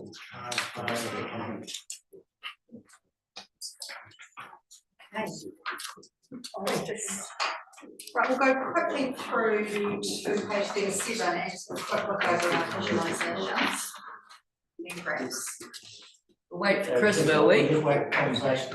Sorry, apologise. It's something we're doing for council. Behind the scenes, Outside the door, we'll carry on. Sorry, apologise. So just looking at some of those graphs and visualisations, and you can see that the ones that really stand out for me was just the fact that the CSRs and the phone calls in particular, when you look at the mark line, they intersect. So basically what that's saying is that it's very much the same as last year. So we're looking at just the same sort of levels, which was an interesting one, particularly on the phone calls, which is one I've really been monitoring to see if we're actually reducing in our numbers, because there's some sort of trends out there with that, but no, they're not. In our council, our emails and our CSRs and our phone calls are all sort of staying about the same year on year. If we flick over to compliments on page 38, I'm sure Kerry's already told you, but building is winning on getting the most number of compliments. Not that it's a competition, but it seems that maybe it is. So yeah, so they've had quite a few come in again, and I think that's a lot again with the tiny homes No, the granny flat and the new way that they're dealing with those smaller ones out there, that Kerry and his team have gone out to do presentations quite a bit, and there's a lot of gratitude coming back. They're doing a great job out there. But it goes across to, of course, libraries are doing an amazing job. And there's one there for the transfer station and the waste education too. The transfer station was the Weybridge people, the contractors down at Amberley. So it's nice to actually receive that and be able to pass that back to them as well. And our events and things that have been going on the last month, there's YO Library there. I just thought I'd just tell you a little bit about YO Library. It's been in there for over 100 years. I'm not sure that everyone knows that. It's actually been in the hall since 1912. So it's very long serving. So it's a volunteer library, and we support them by sending them books back and forth and do that. And once or twice a year, the Amberley team will pop out and go through their books and take some away and put some more out there. So it's a great service. It's long history, very well received in the community. And jigsaw puzzles is something else just to tell you about too. So we don't buy jigsaw puzzles. We don't buy them. We get given them, and we get given them a lot, particularly in Hanmer Springs. I think the holiday people come up and they bring their jigsaw puzzles, and when they're done with them, they'll come to the library and they'll see there's a whole lot more available. And so they donate theirs, and then they take more away. But they usually like donate 6 and take away 1 or 2. So we benefit from this all the time. A lot of our libraries have them out on the table. So we'll have a table for people to come and just sit and do the thing. And it can be a thing that someone comes in on their own, and then they can make a friend by sitting down and just actually conversing with somebody else. So it's just a lovely one. And there's a picture of a lady who's just doing exactly that, just sitting there, and the next thing you know, she'll have a friend. So it's a lovely community one. Cute picture at the bottom. That was in the Cheviot Library, and one of our library staff, Kit, took that one. These guys just wandered into the library and looking like that, and that's apparently what they wear every day. So they are from Germany, and that's their official, I'm going to say costume, but for them they would be horrified to be called a costume. It's their uniform of those people who have completed their journeyman stuff as they're moving through their career. And these guys are travelling around New Zealand and Australia, and they're not allowed to take public transport, they're not allowed to have their own car, they have to make their way around. They usually do stuff with them, but so they in New Zealand they love the men's sheds, so they connect up with the men's sheds, and they get in there and they help the guys out with projects, and they're often then put in the car and taken to their next place and things. So it's a great story. It's just lovely. But it was just a bit of an unusual one. We weren't expecting them when they popped in looking like that. Power outages on page 39. So this was a big one for us in March. So both Cheviot Library and Hanmer had full day outages. In fact, in Cheviot and Hanmer we had 2 days of full no power for the whole day. But we actually treated it as almost like a civil defence opportunity this time, because we knew it was going to be out. So it's like, what are we going to do and how are we going to address this? So in Cheviot, literally the little civil defence team, they swung into action pre-prepared. They came down. So we've got a generator that's actually at the back of the library, that because it's a welfare centre as well. And so they had that one all going. But ECAN, who I'm not sure if everyone knows, but there's the office out the back of Cheviot, and we have an ECAN staff member who shares that with us. They had a wee generator, and they've donated that to the cause for pumping up the public toilets. So the public toilets are next to Cheviot. They go out when there's power outage. So all the commuters, the public coming on the buses, toilets are closed. But if the generator's going in there, they're able to get that going as well. So so they operated both of those, which was just wonderful. And you can see the big truck in the picture. So on the first day of the power outage in Hanmer, the library was actually without power. Half the village was without power. The second day they brought in this truck, which was to power the whole village commercial area, pools, everything else.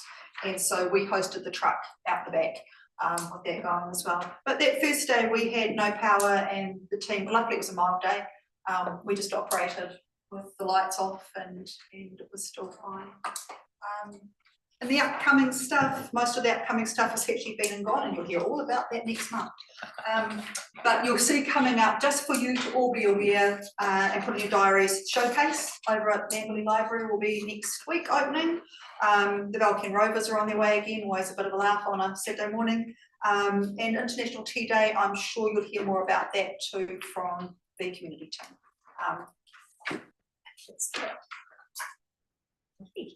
Questions for Naomi?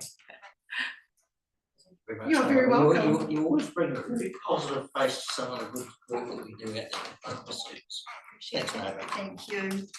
Now, if we could go to page 40. The table, we have to see Josie very often, so I'd like to see Josie. Josie's the big part of the reason keeping her really looking great. Thank you very much. Thank you.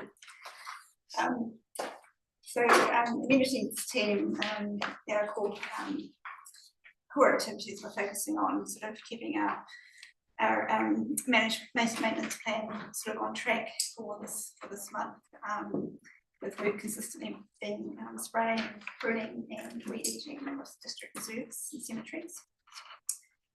We completed 179 routine tasks for the month of May. Reactive work, we completed 9 reactive work maintenance, which included sort of finishing off the clearing of the sculpture walk in Hamner, where we had a lot of trees down through there, so the team were very, very busy on that. Reopened for the Easter and school holidays. Also, the team worked on sort of wrapping some cypress trees at the Glenmount Cemetery, where you can see on page 43 what they've done here. Just tidy them up and make them shape them properly. Mowing audits, they're a big increase this month, and we covered 32 sites. 17 audits did not meet the specifications, so we have addressed those issues with the contractor, and they have deployed more staff to cover the increase in the seasonal growth, which is quite unusual for this time of year. But they are sort of basically at full capacity now, so we can out there. So reserves, parks and reserves, we covered 26 audits, inspections in cemeteries and parks and reserves. The cemeteries, there's a few graves after that heavy rain that we've experienced in summer, so we make sure that they're all sort of tidied up.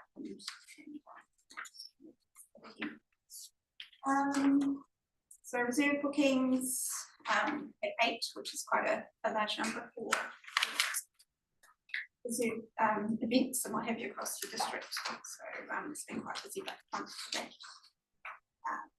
Cost saving initiatives. The team used a parabarrow to cut spray while spraying the track network up the Hammer, and they found that it actually sort of helped them save a huge amount of time. So what would take about 2 days to spray the track network, it only took them for about half a day. So it's made quite a difference in the time that they spent on that. So it's just sort of made more time for other things sort of to get first. So upcoming, I've actually already started the cemetery cremation burial burns at Balkan and Springs. So Hamner Springs is pretty much complete, and Balkan Market Place playground. We have the playground equipment there. The prep work is starting this week, and the team should be able to install the playground this week. And the team are also looking after the Anzacs preparation sites of the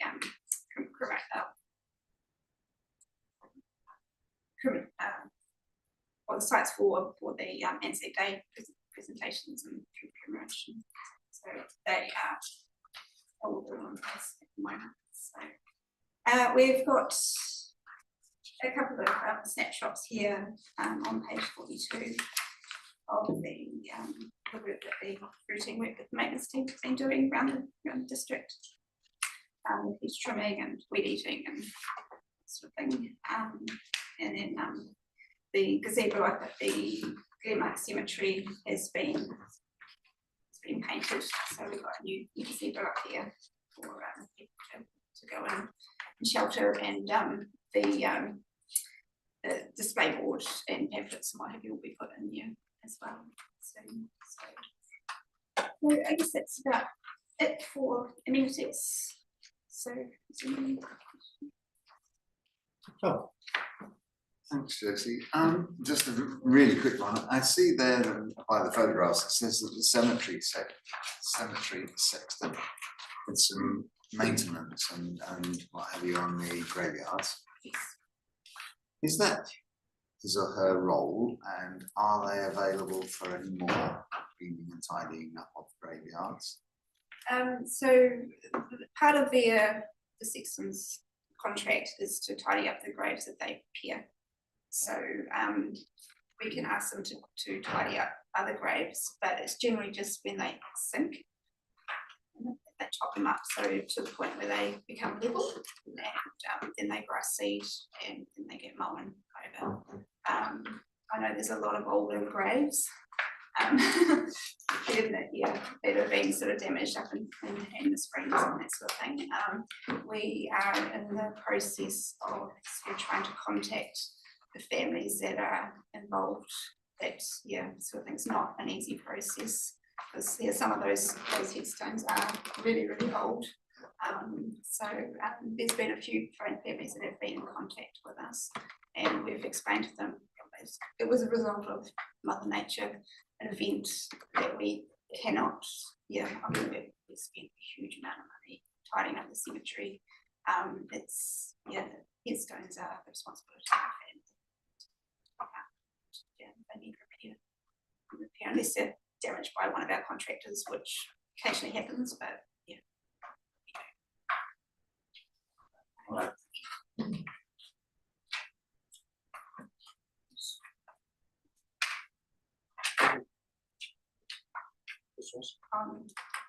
Dan's You're straight in the deep end.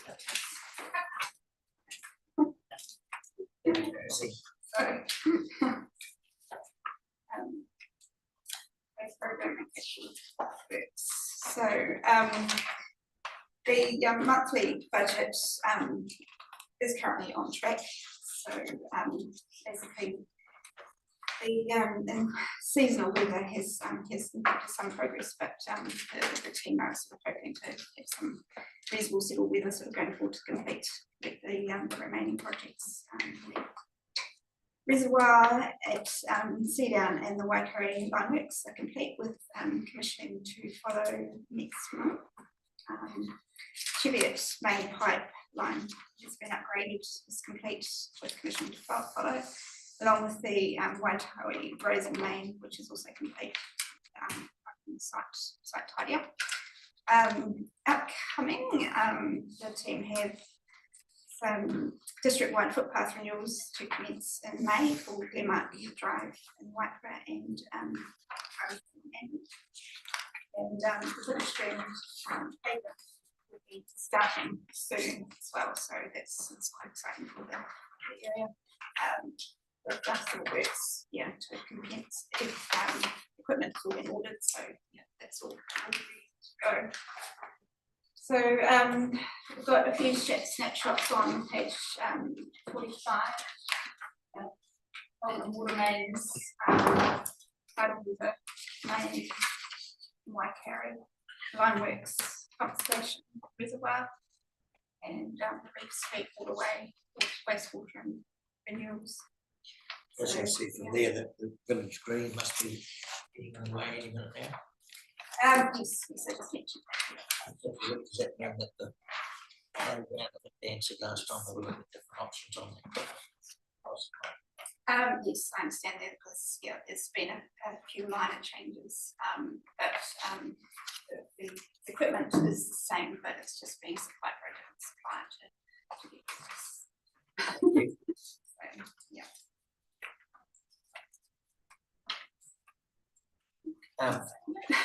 Yes, I'm not sure if it comes up under this order of maintenance or what, but yeah, that's quite a bit. For example, the solar panel lighting through from the back of the supermarket through that somebody thought would look better in their garden than our footpath. Is there plans to replace or do something with that? And similarly down through the New Zealand, down the main street, out of all the lights shining into the trees, there might be half a dozen of them, only one's working, and they probably need upgrading to LED or something, but I'm not quite sure, because I think that teed in with the street lighting, which might not be our brief, as to how we go about trying to get that going. Down the main road, the street lights, the lights that shine up into the trees, yeah, we just need to know what's happening if they're not working, so that we can get them replace sort of thing. So yeah, but and yeah, in regards to the down on the back of the countdown, I'm not sure. There's a plan in place to fix them up. Because they were very effective, they were well received. Yeah. But a bit too well received. Yeah.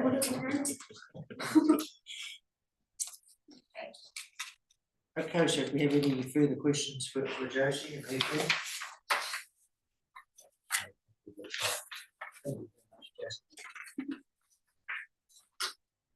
So now, if we can go through to 50.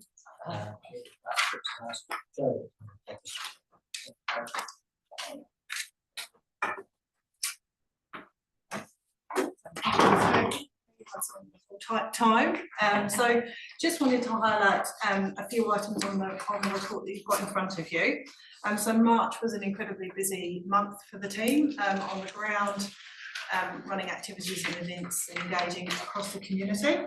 We held our annual funding hui here with the Rata Foundation and Department for Internal Affairs that facilitated that, which was open to community groups that were looking at various different funding avenues. So that was really good. What we noted was a number of attendees travelling from Cheviot, which was great. And on reflection after the workshop, we are now looking at how we explore a hybrid model where we offer it online as well as in person and potentially evening, because a number of community groups that support things and are looking for funding are often working as well during the day. So we're looking at that kind of balance between hybrid day, evening, online and face-to-face for those engagements.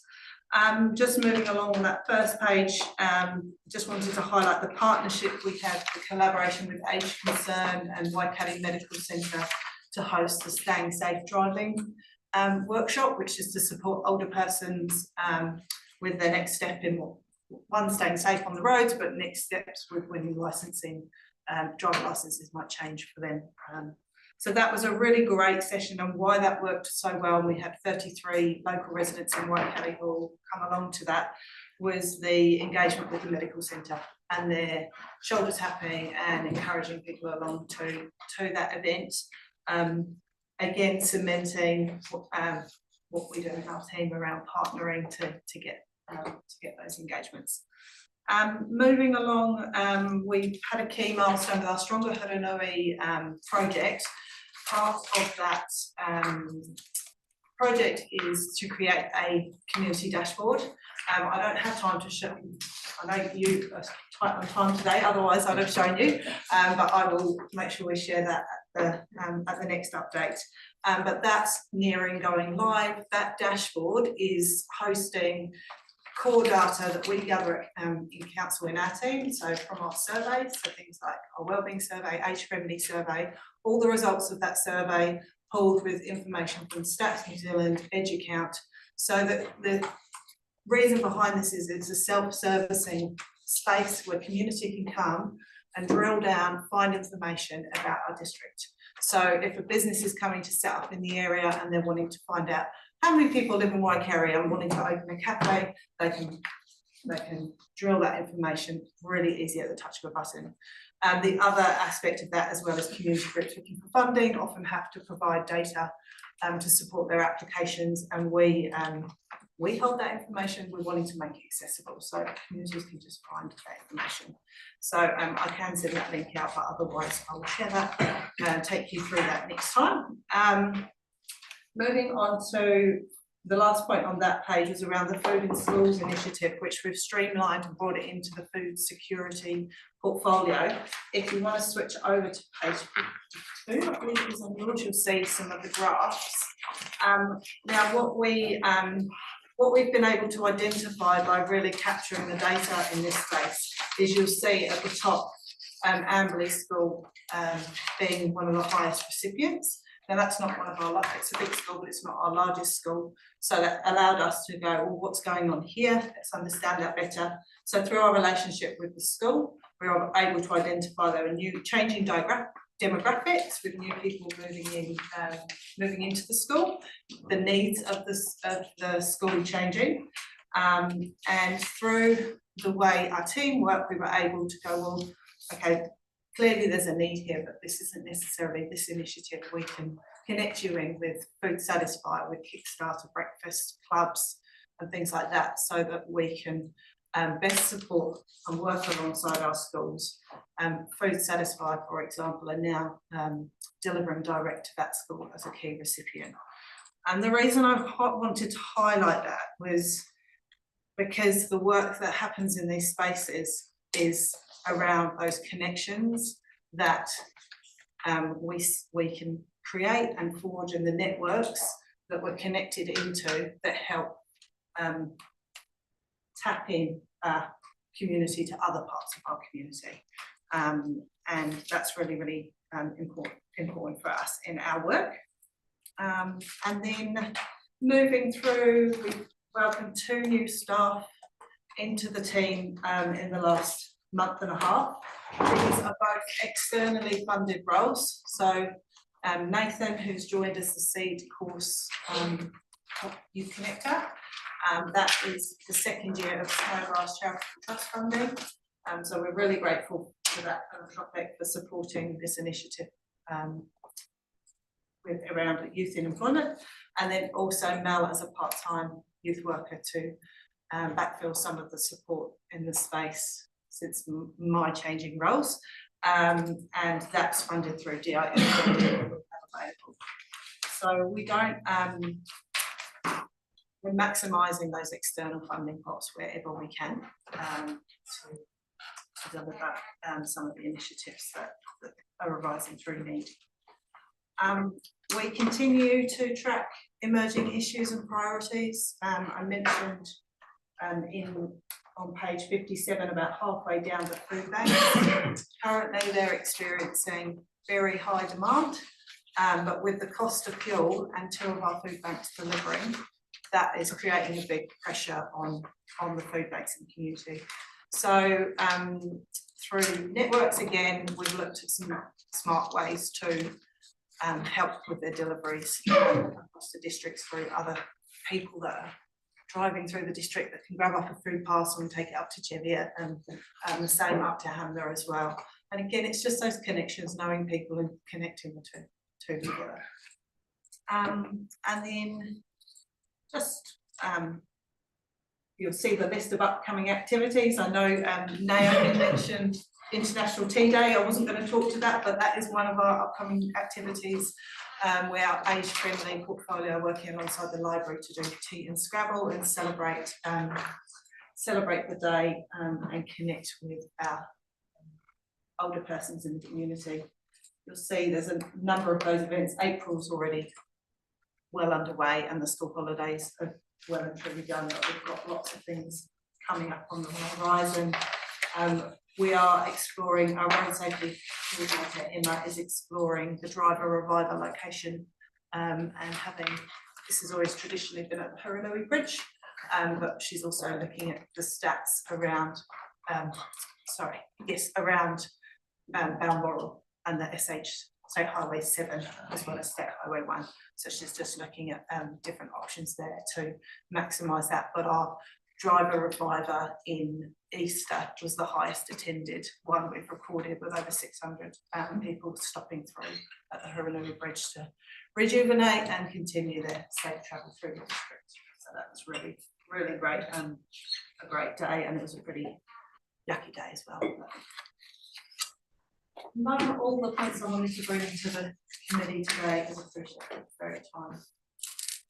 But I'm going to take questions.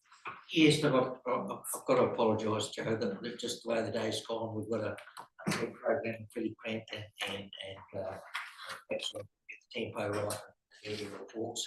So I'm sorry that you've been pushed up, but the parts in there that you'd like to bring in next time or whatever, you know, we really would like to appreciate them. Consider work that you're doing. So I apologise that you've been switched up a wee bit. Is there any questions for Joe?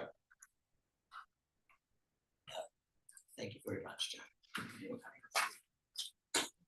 So now we are on to page 54.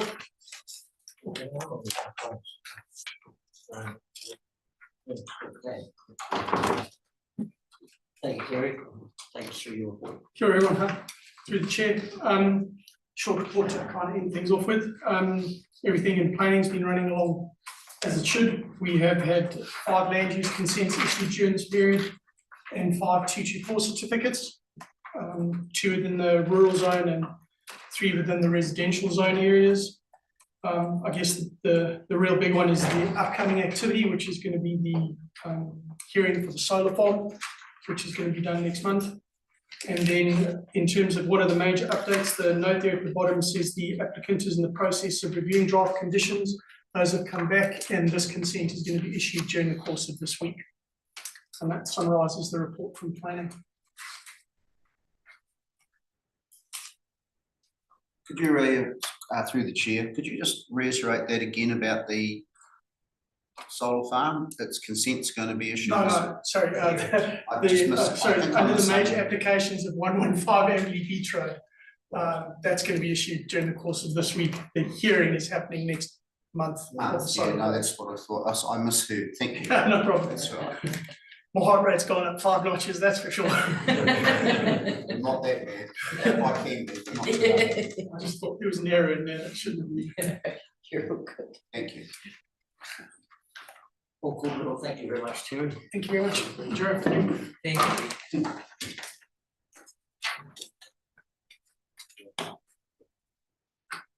All right, page 55. Dan's going to take us through the comms and the game sheet. Yes, our comms team are busy down at the transfer station. So I mean, Terry would really sit there and speak that you're back through that, and I'm going to beat it. Yeah, so this is a new entry into the operations report, and you'll see there. I mean, I've got take it through there, but there was something that was raised earlier by Vince might have raised it. Charlie addressed it, which was about the whole communications around road closures. So we recognise that we've got a gap there. So the comms team are now front and centre in the process, so they're guiding us about making sure that we are communicating more effectively than we have done. So these are going to be multi-channel approaches rather than just picking up a signpost that says there's going to be a road closure. We're going to be using our antenna system. We'll have our website, we'll have our Facebook, and similar to when we push out outages and notifications through text and email, we're going to use that system too. Because contractually, all we're asking the contractor to do is tell people that are directly affected that live on that road. But in a lot of cases, particularly on the Leader Road, is a good example, where we took that out of service a few weeks ago. You don't take people on that road, but it affects people in White and people in Cheviot that use it as a through road to go wherever they're going to go. So we will be broadening that notification piece. So that's something there. You can also see the key metrics, and you can see the information that they are pushing out. Like I say, multi-channel, and it's vast and varied. And Terry was quicker. Yeah, it was, wasn't he? I just realised that, and there's some pictures.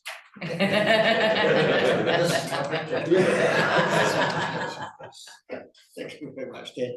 Okay, so could I have a mover and a second that we receive those discussion items? Brett? Steve? You? So now we can go through the big one of the day, page 57, performance measures. Well, we have, thank you, Mr. Chair, noting the two areas where we didn't declare the month being the recycling to waste ratio, which was none of you saw the graphs already. That were egg ground presented there, and building consents where we only got 95% on time, and again, it should be a surprise because Gary highlighted it as well. Thank you.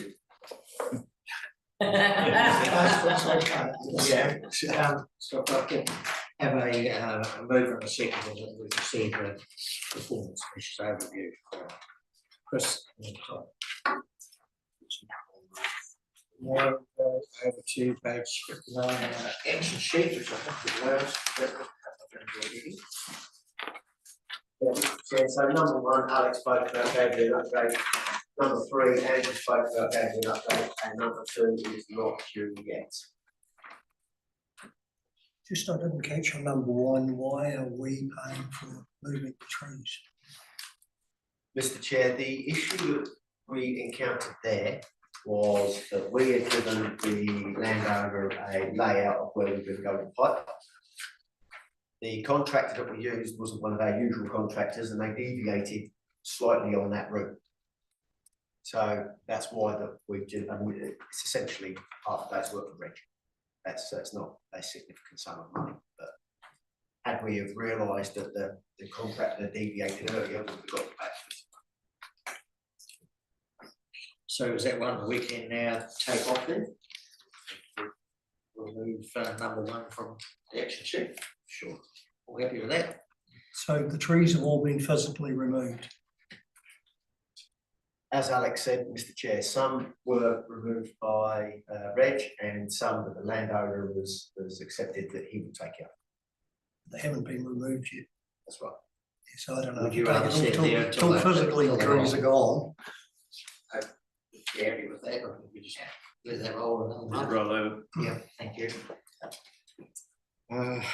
So we're pretty well covered there. If we have a first and second, that we set that. Chris and Vince.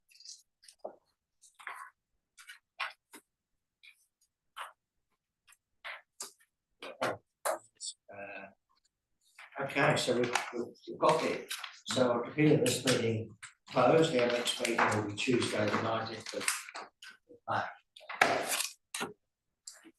Now, we've got a really quick lunch. We're starting.